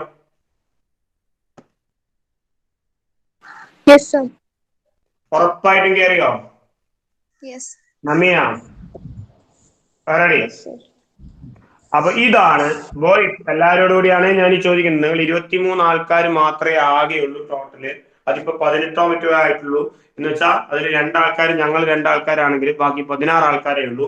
അപ്പോ ഇൻഡിവിജ്വലി എന്ത് സംശയം ചോദിക്കാനുള്ള ആൾക്കാർ മാത്രമേ നിങ്ങളുള്ളൂ. ഇപ്പൊ നിങ്ങൾക്ക് സ്കൂളിൽ ക്ലാസ് തുടങ്ങി കഴിഞ്ഞാലും നമ്മുടെ ചാപ്റ്റർ തുടങ്ങി കഴിഞ്ഞാലും എന്റെ മക്കളെ നിങ്ങളോട് ഞാൻ പ്രത്യേകം പറയാണ്, നിങ്ങൾ വളരെ ഓപ്പൺ ആയിട്ട്, അതായത് നിങ്ങളെ പഠിപ്പിക്കുന്ന ഒരു വ്യക്തി എന്നുള്ള നിലയിൽ നിങ്ങൾക്ക് എന്തും ചോദിക്കാം. ഒരു എന്താ പറയാ, വളരെ ഫ്രണ്ട്ലി ആയിട്ട്. എന്ന് വെച്ചാൽ നമ്മൾ എത്രമാത്രം സിങ്ക് ആവുന്നു അത്രമാത്രമേ എനിക്ക് പറയുന്ന കാര്യം നിങ്ങൾക്ക് കമ്മ്യൂണിക്കേറ്റ് ചെയ്യാൻ പറ്റുള്ളൂ, നിങ്ങളോട് കമ്മ്യൂണിക്കേറ്റ് ചെയ്യാൻ പറ്റുള്ളൂ, തിരിച്ച് നിങ്ങൾക്കും കമ്മ്യൂണിക്കേറ്റ് ചെയ്യാൻ പറ്റുള്ളൂ. അപ്പോൾ നമ്മൾ നല്ലൊരു ഗ്രൂപ്പായിട്ട്, കമ്മ്യൂണിറ്റി ആയിട്ട് മുമ്പോട്ടേക്ക് പോകേണ്ട ആൾക്കാരാണ്. അപ്പോൾ അതുകൊണ്ട് ഒരിക്കലും നിങ്ങൾ പറയാനുള്ള കാര്യം, നിങ്ങളൊരു കാര്യം ആലോചിക്കണം. നിങ്ങൾ വർത്താനം പറയുമ്പോൾ, നിങ്ങൾ ഒരു കാര്യം പറയുമ്പോൾ നിങ്ങൾ അനിയനോടോ അല്ലെങ്കിൽ അനിയത്തിയോടോ ഏട്ടനോടോ ഉമ്മയോടോ ഒക്കെ അല്ലെ ഉപ്പയോടോ ഒക്കെ മണ്ടത്തരാണോ അല്ലയോ ചിന്തിച്ചിട്ടാണോ നിങ്ങൾ സംസാരിക്കാതെ? ആണോ? ഒരിക്കലും അല്ല. ഞാനങ്ങനെയല്ല. നിങ്ങൾ എനിക്കറിയില്ല, നിങ്ങൾ ഓരോ കാര്യം ഒക്കെ ഉമ്മയാണ് എന്റെ മുമ്പിൽ ഇരിക്കുന്നത്, അപ്പൊ ഞാൻ വളരെ കൃത്യമായിട്ടുള്ള സംസാരിക്കണം. ഞാൻ പറയുന്ന കാര്യങ്ങളിലൊന്നും തെറ്റ് വരാൻ പാടില്ല. ഓക്കെ, ഞാൻ ഇന്നതൊക്കെയാണ് പറയേണ്ടത്. ഇങ്ങനെയൊക്കെ കറക്റ്റായിട്ട് ചിന്തിച്ചുറപ്പിച്ച് ഡയറക്റ്റ് ആയിട്ട് പോയിട്ട് നല്ല സംസാരിക്കാരും അല്ല. അല്ല, വളരെ തറയായിട്ട്. ഇപ്പോ നിങ്ങൾ ഇരിക്കുന്ന ആൾക്കാർ തന്നെ ഭയങ്കര ഡീസെന്റ് ആയിട്ടാണ് ഇരിക്കുന്നതെന്നൊക്കെ തോന്നുകയാണെങ്കിലും വീട്ടിലൊക്കെ നമ്മൾ പറ്റ കൂതറകളായിരിക്കും. സോ അതേ കൂതറ കുട്ടികളാണെങ്കിലും നോ പ്രോബ്ലം, എനിക്ക് സന്തോഷമേ ഉള്ളൂ. അപ്പൊ നിങ്ങൾ വളരെ എന്താണ് പറയാ ഓപ്പൺ ആയിട്ട് മണ്ടത്തരങ്ങളൊക്കെ പറഞ്ഞാലും ഒരു കുഴപ്പമില്ല. കാരണം ഒരു മണ്ടത്തരങ്ങളൊന്നുമല്ല. നിങ്ങൾ ഓപ്പണായി പറയുമ്പോൾ ആ റെസ്പോൺസ് കിട്ടുന്ന സമയത്ത് അത് ഭയങ്കര എനർജിയാണ് അധ്യാപകർക്ക്. അതെനിക്ക് മാത്രമല്ല, നിങ്ങളെ പഠിപ്പിക്കുന്ന ഏത് ടീച്ചേഴ്സിനും ഭയങ്കര എനർജിയാണ്. അപ്പൊ ഓൺലൈൻ ക്ലാസ്സിനെ നമ്മൾ എന്താക്കണം, ഓഫ്ലൈൻ ആയിട്ട് അല്ലെങ്കിൽ കോണ്ടാക്ട് ആയിട്ട് നിങ്ങൾ പഠിക്കുമ്പോഴുണ്ടാകുന്ന ക്ലാസ്സിന്റെ അതേ ആംബിയൻസ് എനിക്ക് കൊണ്ടുതരേണ്ടത് നിങ്ങളാണ്. കൊണ്ടുതരല്ലേ? തരുവോ? കാരണം തന്നാലേ നമുക്ക് എന്ത് ചെയ്യാൻ പറ്റുള്ളൂ, നല്ല അടിച്ചും പൊളിയായിട്ട് മുമ്പോട്ടേക്ക് പോകാൻ പറ്റുള്ളൂ. നമുക്ക് ഏറ്റവും പ്രധാനം, നിങ്ങൾക്കൊക്കെ ഒരുപാട് ഡ്രീംസ് ഒക്കെ ആയിട്ട് മുമ്പോട്ടേക്ക് പോകുന്ന ആൾക്കാരാണ്. ആദ്യത്തെ ദിവസം ഇവിടെ സാറ് പറയുന്ന ആഷിഖ് സാറ് പറഞ്ഞ ഒരു കാര്യം ഞാൻ ഭയങ്കരമായിട്ട് ആ കാര്യം എന്താന്ന് വെച്ചാല് നിങ്ങളെ എല്ലാവരെയും അതായത് ഒരു വലിയ ക്രൗഡിനെ കൊണ്ടുവന്നിട്ട്, ഒരു കൂട്ടം ആയിരക്കണക്കിന് ആൾക്കാരെ കൊണ്ടുവന്നിട്ട് നിങ്ങൾ എന്താ പറയാ, ആ 1000 ഒരു 10 ആൾക്കാർ മാത്രം രക്ഷപ്പെട്ട് 990 ആൾക്കാർ എന്തായി എന്ന് ലോകം ചിന്തിക്കില്ല. അപ്പൊ ഇൻസ്റ്റിറ്റ്യൂട്ടിന് എന്താണ് ഗുണം? 10 ആൾക്കാരുടെ വെച്ചിട്ട് ഫ്ലക്സ് അടിച്ചിട്ട് അവർക്ക് പബ്ലിസിറ്റി നേടാം. പക്ഷെ ബാക്കി ഉള്ളിൽ വരുന്ന 990 ആൾക്കാരുടെ കാര്യം പറ്റില്ല. അതാണ് ഇപ്പൊ നടക്കുന്ന എല്ലാ കോർപ്പറേറ്റ് ഇൻസ്റ്റിറ്റ്യൂട്ടുകളിലും നടക്കുന്ന കാര്യങ്ങൾ. നിങ്ങൾക്ക് എല്ലാവർക്കും അറിയാം. നിങ്ങൾ കാണുന്ന ആകാശ് ഇൻസ്റ്റിറ്റ്യൂട്ട് ആയിക്കോട്ടെ, ലോകത്ത് ഇന്ത്യയിൽ തന്നെ ഏത് ഇൻസ്റ്റിറ്റ്യൂട്ട് ആയിക്കോട്ടെ, ആ ഇൻസ്റ്റിറ്റ്യൂട്ടുകളുടെ ഒക്കെ റിസൾട്ടില് നിങ്ങൾ 1,00,000 ആൾക്കാരെ ഫോട്ടോ കണ്ടിട്ടുണ്ടോ? നിങ്ങൾ കണ്ടിട്ടുണ്ടോ? നിങ്ങൾ പറ, നിങ്ങൾ കണ്ടിട്ടുണ്ടോ? നിങ്ങൾ മാക്സിമം എത്ര ഫോട്ടോ കാണും? ഒരു ബുക്കിന്റെ പുറകിൽ പുറംചട്ടയിൽ കാണുന്ന അത്രയും കുട്ടികളുടെ ഫോട്ടോ മാത്രമേ നിങ്ങൾ അവിടെ കാണുള്ളൂ. അപ്പൊ അതിന്റെ ഉള്ളില് പഠിച്ച ആയിരക്കണക്കിന് 10,000-കണക്കിന് ആൾക്കാരുണ്ട് അതിൻ്റെ ഉള്ളില്. അതിൽ കുറച്ച് ആൾക്കാരാണ് ഇവരുള്ളത്. അപ്പൊ നമ്മള് ഇതിലൊന്നും പറയാൻ പറ്റുന്ന അൺടോൾഡ് സ്റ്റോറീസ് എന്ന് പറയുന്ന ഒരുപാട് ആൾക്കാരുടെ കഥകൾ പറയാനുണ്ട്. അതായത് നിങ്ങൾ ഇന്ദിരാഗാന്ധിനെ പറ്റി കേട്ടിട്ടുണ്ടോ? പോയാ? ഇന്ദിരാഗാന്ധിനെ പറ്റി കേട്ടിട്ടുണ്ടോ? ഇന്ദിരാഗാന്ധിയെ പറ്റി കേൾക്കാത്ത ആൾക്കാരൊക്കെ വളരെ കുറവാണ്. മഹാത്മാഗാന്ധിയെ പറ്റി എന്തായാലും കേട്ടിട്ടുണ്ടാവും. ഇന്ദിരാഗാന്ധിനെ പറ്റി കേട്ടിട്ടുണ്ടാവും. രാഹുൽ ഗാന്ധിനെ അറിയായിരിക്കും. രാജീവ് ഗാന്ധിനെ പറ്റി കേട്ടിട്ടുണ്ടാവും. സോണിയാഗാന്ധി കേൾക്കുന്നുണ്ട്, എല്ലാവരും അറിയാം. ഫിറോസ് ഗാന്ധിനെ പറ്റി അധികം ആൾക്കാർ കേൾക്കാൻ വഴി കുറവാണ്. ഫിറോസ് ഗാന്ധിനെ അദ്ദേഹത്തെ പറ്റി കേൾക്കാൻ വഴി കുറവാണ്. കാരണം ഗാന്ധി കുടുംബത്തിൽ തന്നെ ഉള്ള ഒരു വ്യക്തിയാണ്. ഇന്ദിരാഗാന്ധിയുടെ ഭർത്താവാണ്. ഷാഡോ ആയി പോകുന്നു, അല്ലെ? ശരിയല്ലേ? ഇങ്ങനെ കുറെ ആൾക്കാർ, ഇങ്ങനെ ഒരുപാട് ആൾക്കാർ ഈ ലോകത്ത് ജനിക്കുന്നുണ്ട്, മരിക്കുന്നുണ്ട്. ഇപ്പൊ നമ്മള് ക്രിക്കറ്റിലാണെങ്കിൽ സച്ചിനെ പറ്റിയും ഗാംഗുലിയെ പറ്റിയും ദ്രാവിഡിനെ പറ്റിയും ഒക്കെ കേൾക്കും ആ ഒരു കാലഘട്ടത്തിൽ. പക്ഷെ അതിന്റെ ഇടയിൽ നന്നായി കളിച്ച് പോയ ആൾക്കാരും അവിടെ ഉണ്ടാവും. അപ്പൊ അവരെ പറ്റി കേൾക്കാത്തതിന്റെ കാരണം അവരുടെയൊക്കെ റെക്കോർഡുകൾ, സച്ചിന്റെയും ദ്രാവിഡിന്റെയും ഗാംഗുലിന്റെയും കോഹ്ലിയുടെയും, ഇവരൊക്കെ ക്രിക്കറ്റേഴ്സ് ആണ്. അപ്പോ ഇവരുടെയൊക്കെ റെക്കോർഡ്സ് എപ്പോഴും റിഫ്ലക്ട് ചെയ്ത് മുമ്പിൽ കാണും. അപ്പൊ ആ റെക്കോർഡുകൾ മാത്രമാണ് ആൾക്കാർ ശ്രദ്ധിക്കുക. പിന്നീടുള്ള കാലഘട്ടത്തിൽ ആൾക്കാർ ശ്രദ്ധിക്കുക, അല്ലാണ്ട് നമ്മൾ എങ്ങനെയായിരുന്നു എന്നുള്ളതെല്ലാം ശ്രദ്ധിക്കുക. അപ്പൊ അൾട്ടിമേറ്റ്ലി നമുക്ക് എന്താണ് വേണ്ടത്? നല്ല റിസൾട്ടാണ് വേണ്ടത്. നിങ്ങൾക്ക് ഇഷ്ടമുള്ള മേഖലയിലേക്ക് മുമ്പോട്ടേക്ക് പോകാൻ വേണ്ടിയിട്ട്, നിങ്ങൾക്ക് ഏത് തരത്തിൽ മുമ്പോട്ടേക്ക് അടിപൊളിയായിട്ട് പോകാൻ വേണ്ടിയിട്ടും ഇവിടെ ഒരു വഴി ഒരുക്കുന്നുണ്ട്. അപ്പോ ഞാൻ ആദ്യത്തെ ഒരു ദിവസം കേട്ട ഒരു കാര്യത്തിൽ, നിങ്ങളോട് സംസാരിക്കേണ്ട കാര്യത്തിൽ എനിക്ക് ഏറ്റവും ഇംപ്രസീവ് ആയിട്ടുള്ള ഒരു പോയിന്റ് അതായിരുന്നു. അതായത് ഇവിടെ നിൽക്കുന്ന കുട്ടികൾ 18 കുട്ടികളാണെങ്കിലും 20 കുട്ടികളാണെങ്കിലും 50 കുട്ടികളാണെങ്കിലും അവരെല്ലാവരെയും വിജയത്തിലെത്തിക്കുക. ഒരു കുട്ടി അവിടെ ഒതുങ്ങിപ്പോകുന്ന ഒരു അവസ്ഥ വരരുത്. അപ്പൊ എല്ലാവരെയും അവരുടെ ഇഷ്ടപ്പെട്ട ഒരു വിജയത്തിലേക്ക് എത്തിക്കുക എന്നുള്ളതാണ് ഇവരുടെ ഒരു മോട്ടോ എന്ന് പറയുമ്പോൾ സ്വാഭാവികമായിട്ടും അത് നിങ്ങൾക്ക് ഒരുപാട് നല്ല യൂസ്ഫുൾ ആയിട്ടുള്ള കാര്യമാണ്. കാരണം ഞാനും രക്ഷപ്പെടുന്ന ഉറപ്പാണ്, നിങ്ങളും രക്ഷപ്പെടുന്ന ഉറപ്പാണ്, ഇവിടെ ഓരോ കുട്ടിയും രക്ഷപ്പെടുന്ന ഉറപ്പാണെങ്കിൽ പിന്നെന്താ പേടിക്കാൻ? ഒന്നുമില്ല. പക്ഷെ ആ രക്ഷപ്പെടുന്നത് കുറച്ചുകൂടി പവർഫുൾ ആക്കാൻ നിങ്ങൾ കൂടി കുറച്ച് ഹാർഡ് വർക്ക് ചെയ്യണം. ഹാർഡ് വർക്ക് എന്ന് പറയുമ്പോൾ പഠിക്കലും ഇതൊക്കെ നിങ്ങൾ വീട്ടിൽ നിന്ന് നിങ്ങൾ ചെയ്യേണ്ട കാര്യങ്ങളാണ്. പക്ഷെ അതിന്റെ അപ്പുറത്തേക്ക് നിങ്ങളുടെ റിപ്ലൈ അത് ഭയങ്കര നിർബന്ധമാണ്. നിങ്ങൾ എത്രമാത്രം റെസ്പോണ്ട് ചെയ്യുന്നു, ഫാസ്റ്റ് ആയിട്ട് റെസ്പോണ്ട് ചെയ്യുന്നു, എത്രമാത്രം ഉഷാറായിട്ട് റെസ്പോണ്ട് ചെയ്യുന്നു, അത്രമാത്രം നമുക്ക് നല്ല നല്ല നല്ല ക്വസ്റ്റ്യൻസ് നിങ്ങൾക്ക് തരാൻ പറ്റും. ഇപ്പൊ ഒരു എക്സാമ്പിൾ പറയാം. നിങ്ങളോട് ഞാനൊരു പ്രോബ്ലം തന്നു.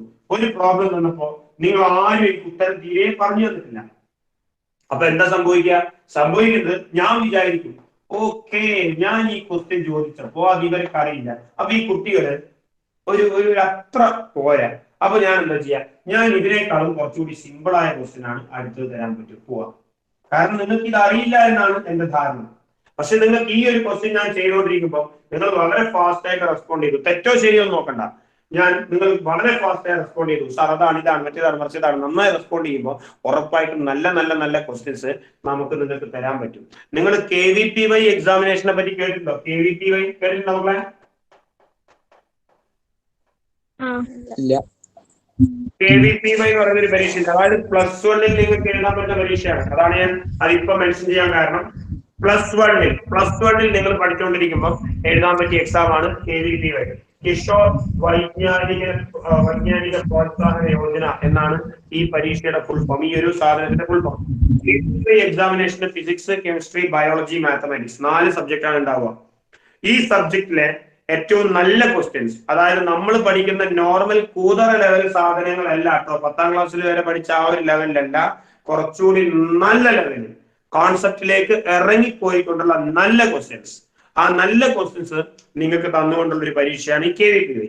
+1 നിങ്ങളത് എഴുതി നല്ല റാങ്ക് നല്ല മാർക്ക് വാങ്ങുകയാണെങ്കിൽ ഇന്ത്യയിലെ ഏറ്റവും പ്രീമിയം ഇൻസ്റ്റിറ്റ്യൂട്ടായ ഏറ്റവും പ്രീമിയം ഏതാണെന്ന് ചോദിച്ചാൽ നമുക്ക് കണ്ണടച്ച് പറയാൻ പറ്റും, ഇന്ത്യൻ ഇൻസ്റ്റിറ്റ്യൂട്ട് ഓഫ് സയൻസ് ആണ്, IISc ആണ്.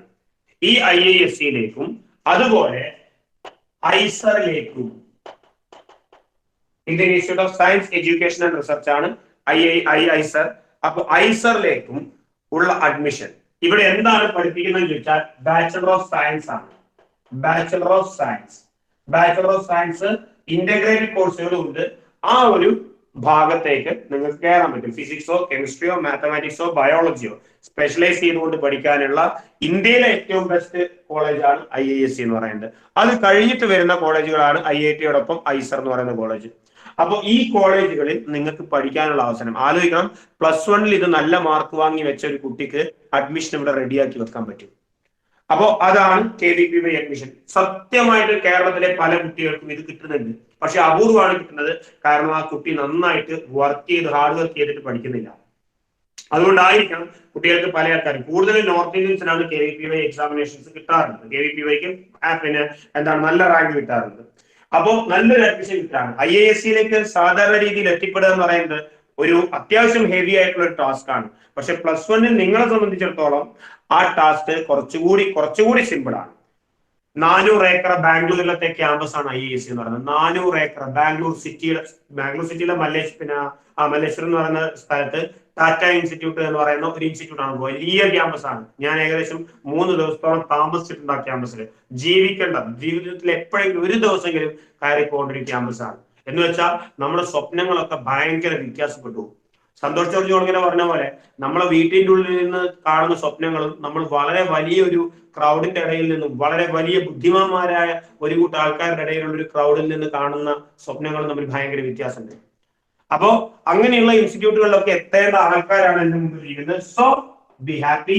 അടിപൊളിയായിട്ട് കിടലിനായിട്ട് ഉത്തരങ്ങൾ പറഞ്ഞു തരിക എന്നുള്ളത് മാത്രമേ നിങ്ങൾക്ക് ഇപ്പൊ ചെയ്യാൻ പറ്റുള്ളൂ. പ്ലസ് പഠിപ്പിക്കുന്ന കാര്യങ്ങൾ പഠിക്കുക, നിങ്ങളുടേതായ വശത്ത് നിന്ന് എക്സ്ട്രാ കുറെ ക്വസ്റ്റ്യൻസ് ഒക്കെ ചെയ്യാം. റെഡി അല്ലേ? ഓക്കെ ആണോ? നമുക്ക് KVPYക്ക് എഴുതണ്ടേ?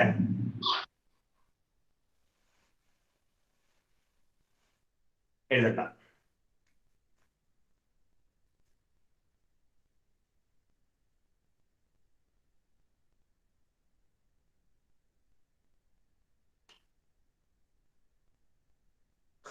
കൊള്ളാലോ മക്കളെ, അടിപൊളിയാണ്, നല്ല റെസ്പോൺസ്, പൊളിച്ച.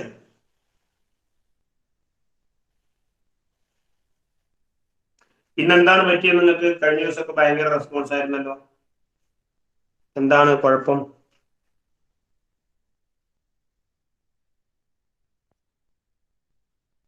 Faisal, Yes, sir. എന്താണ് ഇന്നൊരു സംസാരങ്ങളും അല്ലെങ്കിൽ റെസ്പോൺസും ഒന്നും ഇല്ലാത്തതിന്റെ കാരണം? എന്താണ് പറ്റിയത്? ഒന്നുമില്ലേ? ഒന്നും ഇല്ലാത്തതുകൊണ്ടാണോ ഒരു ഉത്തരങ്ങളൊന്നും ഇല്ലാത്തത്? നിങ്ങൾക്ക് നന്നാവണ്ടേ മക്കളെ? നിങ്ങൾക്ക് വലിയ നിലയിലെത്തണ്ടേ? Yes, sir.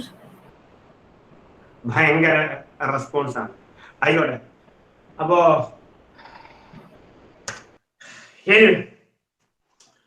അപ്പൊ ഞാൻ പറഞ്ഞു വന്നത് മാസിന്റെ കാര്യമാണ്. അപ്പൊ മാസ് എന്ന് പറയുന്നത് എന്താണ് ഉദ്ദേശിക്കുന്നത്? മാസ് എന്ന് പറയുന്നത് എന്താണ്? മെഷർ ഓഫ്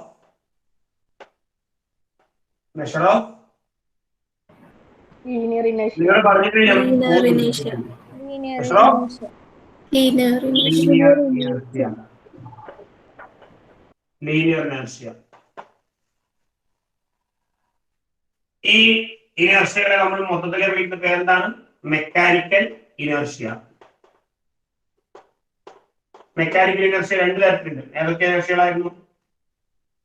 ഒന്ന് റൊട്ടേഷണൽ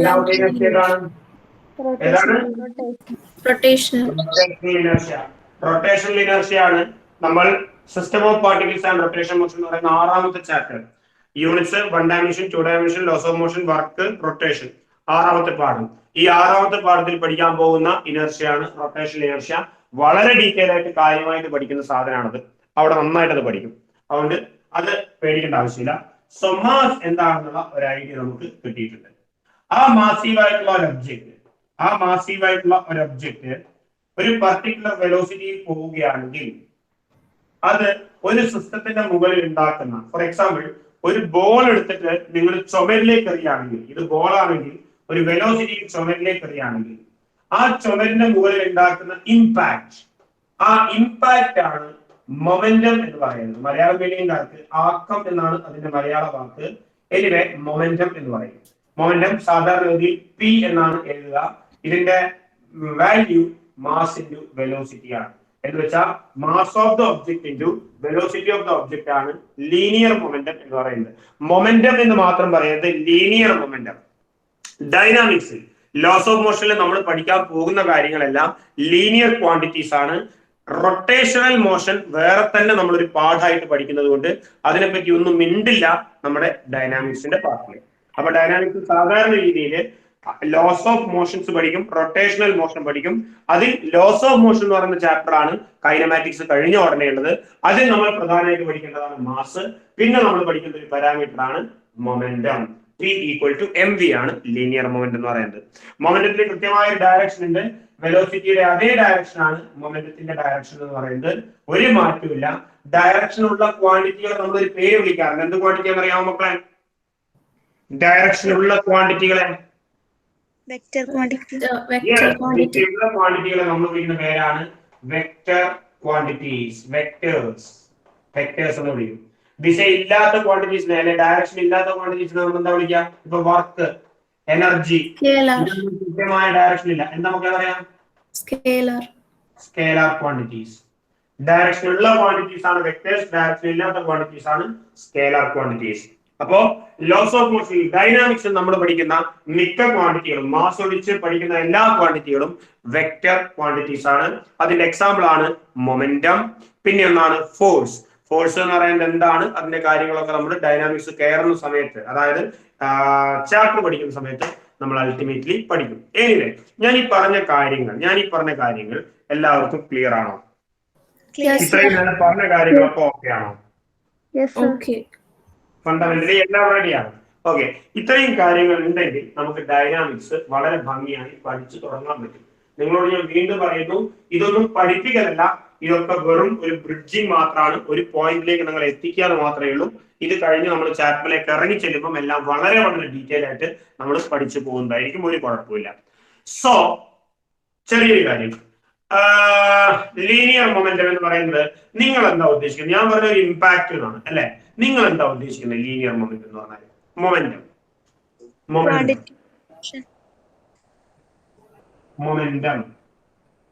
വെറും മൊമെന്റ് എന്ന് പറയുന്നത് ലീനിയർ മൊമെന്റം എന്ന് പറയണം. അപ്പൊ ലീനിയർ മൊമെന്റ് എന്ന് പറയുന്നുണ്ടെങ്കിൽ അതിന്റെ അർത്ഥം ഉറപ്പായിട്ടും ആംഗുലാർ മൊമെന്റം അല്ലെങ്കിൽ റൊട്ടേഷണൽ മൊമെന്റ് എന്തായാലും ഉണ്ടാവും അല്ലെ? നേരത്തെ ലീനിയർ ഇനേർഷ്യ പറഞ്ഞപ്പോൾ നമ്മൾ ഒരു റൊട്ടേഷണൽ ഇനേർഷ്യ പറഞ്ഞില്ലേ, ഇതേപോലെ ലീനിയർ ആയിട്ടുള്ള ഒരു മൊമെന്റം പറയുമ്പോൾ ഉറപ്പായിട്ടും അവിടെ ഒരു ആംഗുലാർ മൊമെന്റം ഉണ്ടാവും. അതിനെപ്പറ്റി വളരെ അടിപൊളി നമ്മൾ റൊട്ടേഷണൽ മോഷനിൽ പഠിക്കും, നോ പ്രോബ്ലം. അപ്പൊ എന്താണ് ലീനിയർ മൊമെന്റം? നിങ്ങൾ ഇപ്പൊ പറഞ്ഞതിൽ നിന്ന് നിങ്ങൾക്ക് മനസ്സിലായ കാര്യം എന്താണ് ലീനിയർ മൊമെന്റം എന്ന് പറഞ്ഞാൽ? Quantity of motion. ഏതാണ്? Quantity of motion. Quantity, physical quantity ആണ്, ഒരു ഫിസിക്കൽ ക്വാണ്ടിറ്റി ആണെന്ന് എനിക്ക് പറയാൻ പറ്റും. അതിനപ്പുറത്തേക്ക് ലീനിയർ മൊമെന്റ് എന്ന് പറഞ്ഞാൽ മക്കളെ ഒരു കാര്യം, ഏതെങ്കിലും ഒരു സാധനം, ഒന്നും വേണ്ട, നിങ്ങൾ ഇവിടെ നിൽക്കുകയാണ്, നിങ്ങളുടെ അടുത്തേക്ക് ഞാനൊരു ചെറിയ കല്ലെറിഞ്ഞു. ചെറിയ കല്ലെറിഞ്ഞത് 10 മീറ്റർ/സെക്കൻഡ് വെലോസിറ്റിയിലാണ്. വലിയ കല്ലെറിഞ്ഞു 10 മീറ്റർ/സെക്കൻഡ് വെലോസിറ്റിയിൽ. എന്റെ ചോദ്യം, ഏത് കല്ല് കൊള്ളുമ്പോഴാണ് നിങ്ങൾക്ക് വേദന കൂടുക, അല്ലെങ്കിൽ നിങ്ങളുടെ ശരീരത്തിൽ എഫക്റ്റ് കൂടുതൽ ഉണ്ടാവുക? വലിയ കല്ല് 10 മീറ്റർ/സെക്കൻഡിൽ എറിയുമ്പോഴാണോ, ചെറിയ കല്ല് 10 മീറ്റർ/സെക്കൻഡിൽ എറിയുമ്പോഴാണോ? വലുതെറിയുമ്പോ. അപ്പോ ഒരു ശരീരത്തിൽ അല്ലെങ്കിൽ ഒരു സ്ഥാനത്തിന്, ഒരു സാധനത്തിന്, ഒരു സിസ്റ്റത്തിൽ മാസ് കൂടുകയാണെങ്കിൽ ആ വസ്തുവിന്റെ മുകളിൽ ഉണ്ടാക്കുന്ന ഇമ്പാക്ട്, എഫക്ട് കൂട്ടാൻ പറ്റും. ഇനി ഞാൻ ഒരു കാര്യം ചെയ്യട്ടെ. ഒരു ചെറിയ പയ്യൻ നിങ്ങൾ എവിടെയെങ്കിലും നിൽക്കുകയാണ്, ചെറിയ വെലോസിറ്റിയിൽ വന്നിട്ട് ഒന്ന് തട്ടിയിട്ട് പോയി. ചെറിയൊരു കുട്ടി ഇങ്ങനെ വന്നിട്ട് ഇങ്ങനെ ഒരു തട്ട് തട്ടി. അപ്പൊ നമ്മള് ഒന്ന് ഇങ്ങോട്ടേക്ക് മാറി. ഇവൻ തന്നെ അവന്റെ ഫുൾ സ്പീഡിൽ വന്നിട്ട് ഒരൊറ്റ കിട്ടിയാണ്. ഇതിലെവിടെയാണ് നമുക്ക് എഫക്റ്റ് കൂടുതൽ ഉണ്ടാവുക? Second time. Second time. Velocity കൂടുമ്പോഴാണ് നമുക്ക് എഫക്റ്റ് കൂടുക. അപ്പോ ഇത് രണ്ടും ഏകദേശം ഒരേ ഇമ്പാക്ട് തന്നെയാണ്. ഒരേ വെലോസിറ്റിയിൽ രണ്ട് ഒബ്ജക്റ്റ് വരുന്ന സമയത്ത് അതിന്റെ മാസ് കൂടിയത് കാരണം നമ്മുടെ മുകളിലോട്ട് എഫക്റ്റ് കൂടി. ഇനി ഒരേ മാസുള്ള രണ്ട് സാധനങ്ങൾ രണ്ട് വെലോസിറ്റിയിൽ വന്നപ്പോ അപ്പോ നമ്മുടെ എഫക്ട്, നമ്മുടെ മുകളിൽ ഇമ്പാക്ട് കൂടിയത് വെലോസിറ്റി കൂടിയപ്പോഴാണ്. അപ്പോ മാസ് കാരണമോ അല്ലെങ്കിൽ ഒരു ഒബ്ജക്റ്റിന്റെ വെലോസിറ്റി കാരണമോ ഒരു സിസ്റ്റത്തിൽ ഉണ്ടാകുന്ന ഇമ്പാക്ട്, ചേഞ്ച്, എഫക്ട്, ആ എഫക്റ്റിനെ വിളിക്കുന്ന പേരാണ് ലീനിയർ മൊമെന്റ്. അപ്പോ ലീനിയർ മൊമെന്റ് എന്ന് പറയുന്നത് എപ്പോഴും മാസിന്റെയും വെലോസിറ്റിയുടെയും പ്രൊഡക്റ്റ് ആയിട്ടായിരിക്കും വരിക. ക്ലിയർ ആണോ? Yes, sir. ലീനിയർ മൊമെന്റമുള്ള ഏതൊരു സാധനത്തിനും കൈനറ്റിക് എനർജി ഉണ്ടാവും ഉറപ്പായിട്ടും. എന്താണ് ഈ കൈനറ്റിക് എനർജി എന്ന് പറഞ്ഞാൽ? നമുക്ക് കൈനറ്റിക് എനർജി, ഗതികോർജം, മലയാളത്തിൽ ഗതികോർജം എന്നൊക്കെ പറയും. കൈനറ്റിക് എനർജി പറയും. എന്താണ് കൈനറ്റിക് എനർജി എന്ന് പറഞ്ഞാൽ? ലീനിയർ മൊമെന്റമുള്ള ഏതൊരു സാധനത്തിനുള്ള ഒരു കാര്യമാണ് കൈനറ്റിക് എനർജി. അപ്പൊ കൈനറ്റിക് എനർജി എന്താണ്? ഈ കൈനറ്റിക് എനർജി അറ്റ്ലീസ്റ്റ് ഇക്വേഷൻ എങ്കിലും പറഞ്ഞു തരാമോ ആരെങ്കിലും? കൈനറ്റിക് എനർജിന്റെ ഇക്വേഷൻ എങ്കിലും.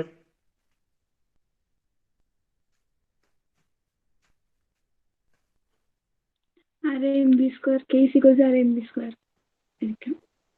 എന്താ?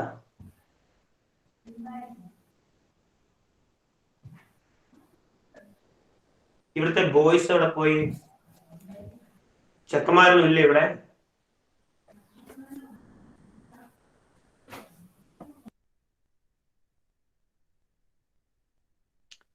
Okay, kinetic energy half mv². അതാണ് കൈനറ്റിക് എനർജി എന്ന് പറയുന്നത്. കൈനറ്റിക് എനർജി എന്ന് പറഞ്ഞാൽ ഒരു വസ്തുവിന്റെ മോഷൻ കാരണം ഉണ്ടാകുന്ന ആ വസ്തുവിനെ അറ്റൈൻ ചെയ്യുന്ന എനർജിയെ വിളിക്കുന്ന പേര്, ഊർജ്ജത്തെ വിളിക്കുന്ന പേരാണ് കൈനറ്റിക് എനർജി എന്ന് പറയുന്നത്. വസ്തു മൂവ് ചെയ്യുകയാണെങ്കിൽ മാത്രം ആ സാധനത്തിൽ ഉണ്ടാകുന്ന എനർജിയാണ് കൈനറ്റിക് എനർജി. മാസിന്റെയും വെലോസിറ്റിയുടെയും ഫലമായിട്ടാണ് ഈ കൈനറ്റിക് എനർജി ഉണ്ടാകുന്നത്. ലോകത്ത് ഏതൊരു സാധനം, ഏതൊരു പാർട്ടിക്കിൾ, ഏതൊരു സാധനം, ഏതൊരു ഒബ്ജക്ട് മൂവ് ചെയ്യുകയാണെങ്കിലും ആ സാധനത്തിന് കൈനറ്റിക് എനർജി ഉണ്ടായിരിക്കും. അപ്പൊ ആ കൈനറ്റിക് എനർജി ഹാഫ് mv² ആണ്. ഉറപ്പായിട്ടും മൊമെന്റമുള്ള ഏതൊരു സാധനത്തിന് കൈനറ്റിക് എനർജി ഉണ്ട് എന്നുള്ള കാര്യം ഞാൻ പറഞ്ഞു. അപ്പൊ മൊമെന്റവും കൈനറ്റിക് എനർജിയും തമ്മിൽ എന്തെങ്കിലും റിലേഷൻസ് ഉണ്ടോ നോക്കാം നമുക്കൊന്ന്.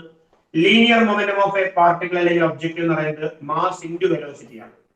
ഞാൻ രണ്ട് ഭാഗത്ത് സ്ക്വയർ ചെയ്യാണ് നോക്കാം. അപ്പൊ p² എടുക്കുകയാണെങ്കിൽ രണ്ട് ഭാഗത്ത് സ്ക്വയർ ചെയ്ത് കഴിഞ്ഞാൽ ഇത് m² v² എന്നാവൂലേ? ആവോ? ആവും. അങ്ങനെയാണെങ്കിൽ രണ്ട് ഭാഗത്ത് ഒരു മാസ് വെച്ച് ഞാൻ ഡിവൈഡ് ചെയ്യുകയാണ്.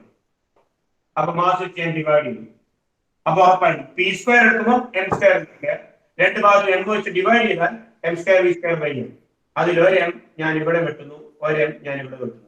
അപ്പോ നമുക്ക് ഇവിടെ എന്ത് കിട്ടും? എം വി സ്ക്വയർ എന്നാവും. ഓക്കെ അല്ലേ?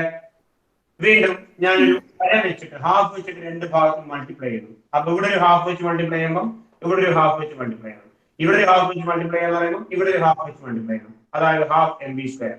ആരാണ് ഹാഫ് എം വി സ്ക്വയർ? അത് കൈനറ്റിക് എനർജിയാണ്. അപ്പൊ റൈറ്റ് ഹാൻഡ് സൈഡിൽ കൈനറ്റിക് എനർജി വരുന്നു. ലെഫ്റ്റ് ഹാൻഡ് സൈഡിൽ എന്ത് വന്നു? മുകളിൽ പി സ്ക്വയർ ഉണ്ട്, താഴെ 2m ഉണ്ട്. അപ്പൊ കൈനറ്റിക് എനർജിയും മൊമെന്റവും തമ്മിലുള്ള relation kinetic energy is exactly equal to linear momentum square divided by 2 into mass ആണ്. ഇതാണ് കൈനറ്റിക് എനർജിയും മൊമെന്റവും തമ്മിലുള്ള റിലേഷൻ. ഒരുപാട് ആവശ്യമുള്ള റിലേഷൻ ആണ്. ഈ റിലേഷൻ നിങ്ങളെ പ്ലസ് വണ്ണിൽ തന്നെ കെമിസ്ട്രിയിൽ സ്ട്രക്ചർ ഓഫ് ആറ്റം എന്ന് പറയുന്ന ചാപ്റ്ററിൽ ഉപയോഗപ്പെടുത്തും. സ്ട്രക്ചർ ഓഫ് ആറ്റം അതിൽ നിങ്ങൾക്ക് ഉപയോഗിക്കാൻ പറ്റും. ഇതാണ് കൈനറ്റിക് എനർജിയും മൊമെന്റവും തമ്മിലുള്ള റിലേഷൻ. ഓക്കെ ആണോ? Okay, sir. റെഡി. പ്രത്യേകം പഠിക്കേണ്ട റിലേഷൻ ആട്ടോ. വർക്ക് എനർജി പവർ എന്ന് പറയുന്ന ചാപ്റ്ററിലാണ് ഈ റിലേഷൻ പഠിക്കുക. അതൊന്നുകൂടി എന്തായാലും ഞാൻ പറയും. എനിവേ എന്തായാലും അവിടെ ഇരിക്കുന്ന എല്ലാവർക്കും ക്ലിയർ ആണോ? Yes, sir. ഓക്കെ ആണ്, കുഴപ്പങ്ങളൊന്നുമില്ല. അങ്ങനെയാണെങ്കിൽ നിങ്ങൾ ഉപയോഗിക്കുന്ന റിലേഷൻ ഇതായിരിക്കും. കൈനറ്റിക് എനർജിക്ക് പകരം ഞാൻ ഇ എന്ന് എഴുതുകയാണ്, ഇ കെ എന്ന് എഴുതുകയാണ്. കെയിൽ നെഗറ്റീവ് ചെയ്താതിരിക്കാൻ E K equal to P square by 2. അപ്പൊ എനിക്ക് പി സ്ക്വയർ എന്ന് പറഞ്ഞാൽ എന്താന്ന് എഴുതാം? പി സ്ക്വയർ എന്ന് പറയുന്നത് 2m ഇൻറ്റു ഇ കൂടെ, അതായത് 2m ഇങ്ങോട്ടേക്ക് പോയാൽ 2m into E K kinetic energy. അപ്പോ linear momentum P is equal എന്ന് പറയാം. രണ്ട് ഭാഗത്ത് റൂട്ട് എടുക്കുകയാണ്, that is root of 2m into E K. ഈ ഇക്വേഷൻ ആണ് നിങ്ങൾ സ്ട്രക്ചർ ഓഫ് ആറ്റത്തിൽ ഡയറക്റ്റ് ആയിട്ട് എടുക്കുക. P equal to root of 2m into E K, അതായത് പി സ്ക്വയർ ബൈ 2m എന്ന് പറയുന്ന ഇക്വേഷൻ അല്ല, തിരിച്ചുള്ള ഇക്വേഷൻ ആണ് കൂടുതൽ ഉപയോഗിക്കുക. നിങ്ങൾക്ക് വളരെ എളുപ്പമുള്ള ഇക്വേഷൻ ഒക്കെ തന്നെയായിരിക്കും. ഡയറക്റ്റ് ആയിട്ട് അവർ പറഞ്ഞു തരികയാണെങ്കിൽ അത് ഇങ്ങനെയാണ് വന്നത് എന്ന് ഓർത്തിരിക്കുക. കാരണം ഇതെങ്ങനെ വന്നു എന്ന് പഠിപ്പിക്കുന്നത് ഫിസിക്സിലാണ്. സെറ്റാണോ? Yes, sir. ഓക്കെ. നിങ്ങൾ ഒന്ന് എഴുതിയെടുത്തേക്കുക. നമ്മള് ഈ ക്ലാസിന്റെ ലാസ്റ്റ് ഭാഗത്തോട്ട് പോവാണ്.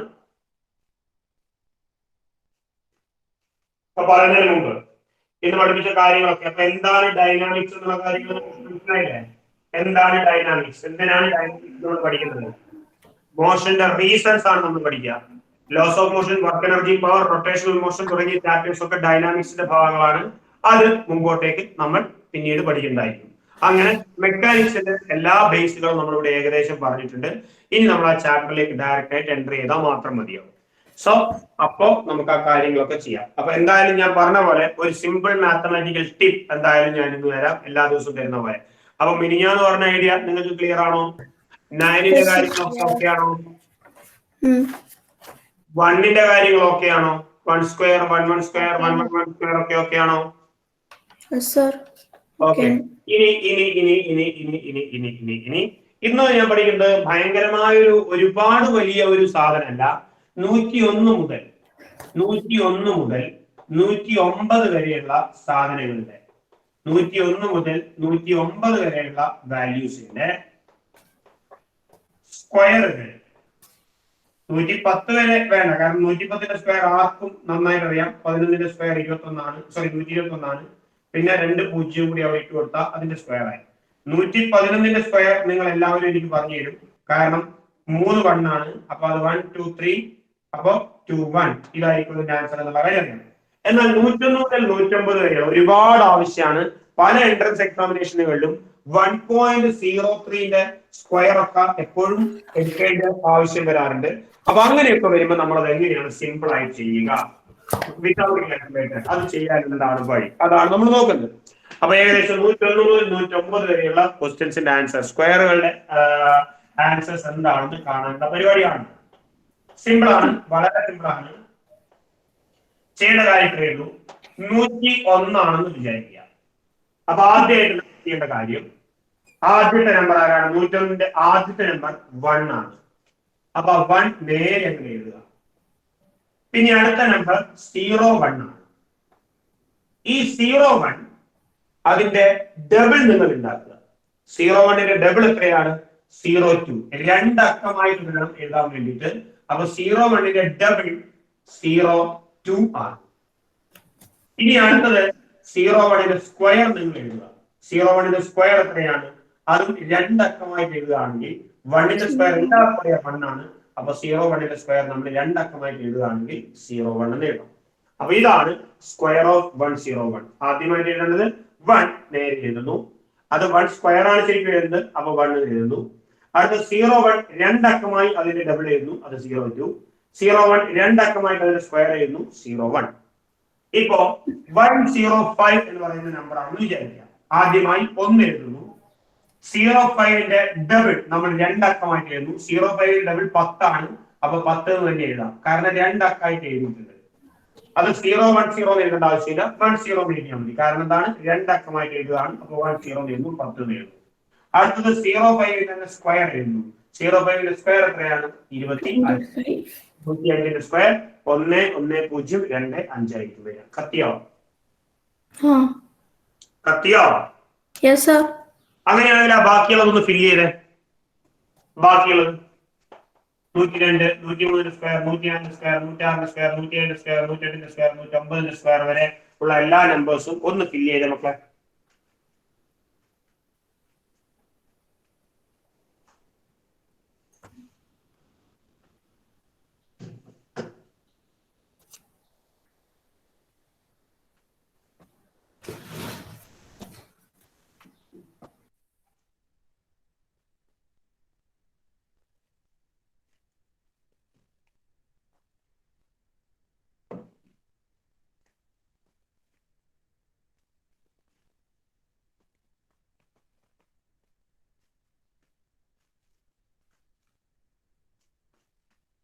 നൂറ്റി രണ്ടിന്റെ സ്ക്വയർ എത്രയാണ് കിട്ടുന്നത്? 102ന്റെ സ്ക്വയർ എന്ന് പറഞ്ഞാൽ 10404. Yes 1 1 square 1. 02ന്റെ ഡബിൾ 04. 02ന്റെ സ്ക്വയർ 04. ശരിയാണോ? Yes. എല്ലാവർക്കും ഇത് തന്നെയാണ് കിട്ടിയത്. 103ന്റെ സ്ക്വയർ എത്രയാണ്? 10609. 06. 03ന്റെ സ്ക്വയർ എത്രയാണ്? 09. സിമ്പിൾ അല്ലേ സാധനം? Yes. നിങ്ങൾക്ക് 103 കൊണ്ട് ഗുണിക്കുന്നതിനേക്കാൾ എളുപ്പമല്ലേ ചെയ്യാൻ വേണ്ടിട്ട്? 104ന്റെ സ്ക്വയർ എത്രയായിരിക്കും വരെ? 10816. 08. ശരിയാണോ? 04ന്റെ സ്ക്വയർ 16. So 108 16.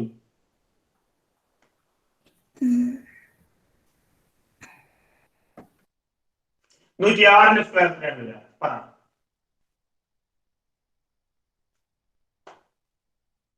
പറഞ്ഞോ പോരട്ടെ. 11236. 106 ഡബിൾ 12, 06 സ്ക്വയർ 36. വാവ്, ഇത് സത്യത്തിൽ എന്താ ചെയ്യുന്നത് അറിയോ? നിങ്ങൾ പോലും അറിയാതെ നിങ്ങൾ ചെയ്യുന്നത് a+b ഹോൾ സ്ക്വയർ ആണ്. സത്യത്തിൽ 106 ഞാൻ ചെയ്യുന്നത് 100 + 6 ഹോൾ സ്ക്വയർ ആണ് ചെയ്യുന്നത്. അപ്പോ 100ന്റെ സ്ക്വയറിനെ റെപ്രസെന്റ് ചെയ്യാൻ വേണ്ടിയിട്ടാണ് 1 സ്ക്വയർ 1 എഴുതുന്നത്.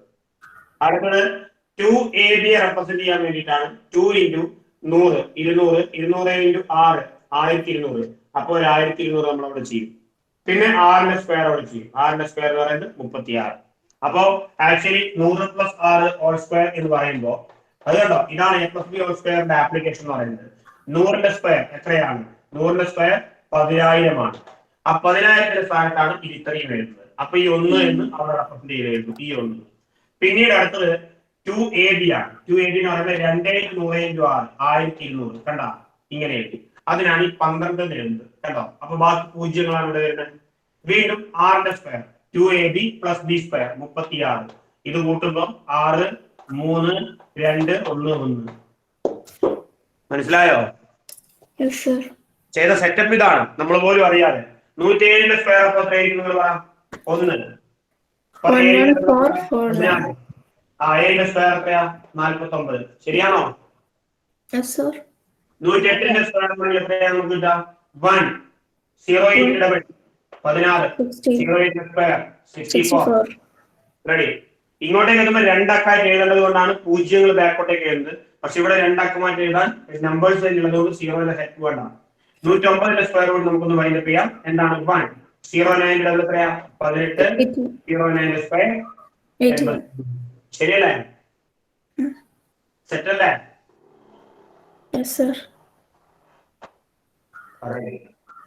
സോ ഇത്രയും കൂടി ഒന്ന് കയ്യിലേക്ക് വെച്ചേക്കാം. എന്തായാലും യൂസ്ഫുൾ ആയിരിക്കും ന്യൂമറിക്കൽസ് നിങ്ങൾ ഫിസിക്സിൽ ചെയ്യുന്ന സമയത്ത്. അപ്പോ ഇത്രയാണ് നമ്മുടെ ബ്രിഡ്ജ് ആയിട്ട് ഫിസിക്സിൽ പറയാൻ ഉദ്ദേശിച്ച കാര്യങ്ങൾ. ഇത്രയും കാര്യങ്ങൾ നിങ്ങൾക്ക് ഉണ്ടെങ്കിൽ നിങ്ങൾക്ക് വളരെ സിമ്പിൾ ആയി മുമ്പോട്ടേക്ക് പോകാൻ പറ്റും, ഒരു കുഴപ്പമില്ല. അപ്പോ ഇത് ബേസ് ആണ്. ഇനി നമ്മൾ ഓരോ ചാപ്റ്റർ ആയിട്ട് വൃത്തിയിൽ പഠിക്കും. എനിവേ, എനിക്ക് നിങ്ങളോട് വളരെ ഓപ്പൺ ആയിട്ട് ചോദിക്കാനുള്ളത്, ഈ 3 ദിവസത്തെ ക്ലാസ് കൊണ്ട് എന്തെങ്കിലുമൊക്കെ ഹെൽപ്പ് നിങ്ങൾക്ക് ഉണ്ടായിട്ടുണ്ടോ? കുഴപ്പങ്ങളൊന്നുമില്ല. എല്ലാവരും പറയും നല്ല യൂസ്ഫുൾ ആയിരുന്നു. ഇപ്പോ എനിക്ക് നിങ്ങളോട് ഒന്നേ പറയാനുള്ളൂ, ക്ലാസ് ഞാൻ കണ്ടിന്യൂ ചെയ്യുകയാണെങ്കിൽ എനിക്ക് നിർബന്ധമായിട്ട് വരേണ്ടത്, ഈവൻ പഠിപ്പിനേക്കാളും എനിക്ക് വേണ്ടത് റെസ്പോൺസ് ആണ്. ഇന്നലെയും മിനിഞ്ഞാന്നും, അതായത് ആദ്യത്തെ 2 ദിവസങ്ങളിൽ നിങ്ങൾ ഭയങ്കര അടിപൊളിയായിരുന്നു. ഏറ്റവും ആദ്യമായിരുന്നു ഏറ്റവും സൂപ്പർ. രണ്ടാമത്തെ തവണ നിങ്ങളുടെ ഗ്രാഫ് കുറച്ചൊന്ന് കാണും. ഇന്നത്തെ ഗ്രാഫ് വളരെ താഴെയാണ്. ഇത് ഭയങ്കര പൊറുക്കാൻ പറ്റാത്ത കാര്യമാണ്. കാരണം നമ്മുടെ ഗ്രാഫ് മുകളിലേക്ക് മാത്രം വരേണ്ട ആൾക്കാരാണ്. അപ്പൊ അത് താഴോട്ടേക്ക് പോകാൻ പാടില്ല. നിങ്ങൾ ഏതെങ്കിലും തരത്തിൽ ഡൗൺ ആവുകയാണെങ്കിൽ നിങ്ങൾ തന്നെ മുകളിലോട്ട് പൊന്താനുള്ള കാര്യങ്ങൾ തീരുമാനിക്കുക. നന്നായി മോട്ടിവേറ്റ് ചെയ്യുന്ന ഒരു ഗ്രൂപ്പ് ഓഫ് ടീച്ചേഴ്സ് ആണ് ഇവിടെ ഉള്ളത് എന്നാണ് എനിക്ക് തോന്നുന്നത്. കാരണം നിങ്ങൾ ഇപ്പൊ തന്നെ ഇത് മാനേജ് ചെയ്യുന്ന ആള് ഇപ്പൊ തന്നെ പറഞ്ഞു, ഞാൻ കേൾക്കുമ്പോൾ തന്നെ പറഞ്ഞു, ഒരു സിവിൽ സർവീസ് ആസ്പിരന്റ് ആയിരുന്നു, ഇന്റർവ്യൂ വരെ എത്തിയ ഒരാളായിരുന്നു എന്ന് പറയുമ്പോൾ അതൊരു വലിയ എക്സ്പോഷർ ആണ്. അദ്ദേഹത്തോട് സംസാരിക്കുമ്പോൾ നിങ്ങൾക്ക് മനസ്സിലാവും ഞാൻ ഈ പറഞ്ഞതാണ്. അപ്പോ ഉറപ്പായിട്ടും എന്തിനാണ് നമ്മൾ കുറച്ചുകൂടി ഒരു എന്താ പറയാ ഒരു എക്സ്ട്രോവേർട്ടായി നമ്മൾ കുറച്ചുകൂടി നമ്മുടെ അറിവുകളോ അല്ലെങ്കിൽ നമ്മുടെ കാര്യങ്ങളോ ഒക്കെ പുറത്തു പറയുന്ന ഒരാളായിട്ട് മാറേണ്ടത് എത്രമാത്രം ആവശ്യമാണെന്നുള്ളത് മൂപ്പര് പറഞ്ഞു തന്നാൽ നിങ്ങൾക്ക് കറക്റ്റ് ആയിട്ട് മനസ്സിലാവും. അപ്പൊ ഞാൻ കൂടുതലൊന്നും പറയുന്നില്ല. അൾട്ടിമേറ്റ്ലി ഇത്രയേ ഉള്ളൂ. ആ ഒരു ലൈവ് ക്ലാസ് ഇപ്പൊ ഞാനെന്നല്ല, ഏത് ടീച്ചേഴ്സ് ലൈവ് ക്ലാസ് എടുക്കാൻ വന്നു കഴിഞ്ഞാലും ആ ടീച്ചേഴ്സിന് ഏറ്റവും കൂടുതൽ എനർജി കിട്ടുന്നത് നിങ്ങൾ കൊടുക്കുന്ന എനർജിയാണ്. അല്ലെങ്കിൽ ചത്ത പോലെ ആയിരിക്കും ക്ലാസ് ടീച്ചേഴ്സിന്റെ ക്ലാസ് ചത്ത പോലെ ആവാനുള്ള കാരണം ടീച്ചേഴ്സ് മാത്രമല്ല, അതിൽ കുട്ടികൾക്കും പ്രധാന പങ്കുണ്ട്. അപ്പൊ അടിപൊളിയായിട്ട് നിങ്ങൾ റെസ്പോണ്ട് ചെയ്യാം. അപ്പൊ സ്വാഭാവികമായിട്ടും ടീച്ചേഴ്സും അതിനനുസരിച്ച് റെസ്പോണ്ട് ചെയ്യും. അതാണ് ഏറ്റവും ബെറ്റർ. അത് നിങ്ങൾക്ക് ചെയ്യാൻ പറ്റുമെന്ന് ഞാൻ വിചാരിക്കുന്നു. ഇന്നെന്തെങ്കിലും പ്രശ്നമായോണ്ടായിരിക്കാം. എനിവേ, അപ്പൊ നമുക്ക് അടുത്ത ക്ലാസ്സിൽ എപ്പോഴെങ്കിലും കാണാം. നിങ്ങൾ കണ്ടിന്യൂ ചെയ്യുകയാണെങ്കിൽ, ഞാൻ കണ്ടിന്യൂ ചെയ്യുകയാണെങ്കിൽ. അപ്പൊ മക്കളെ okay, Tata, bye bye, all the best. Okay sir, thank you. Okay Ashith സാറേ, ഞാൻ ലീവ് ആവട്ടെ? ആയിക്കോട്ടെ സാർ, ശരി ശരി. ഓക്കെ.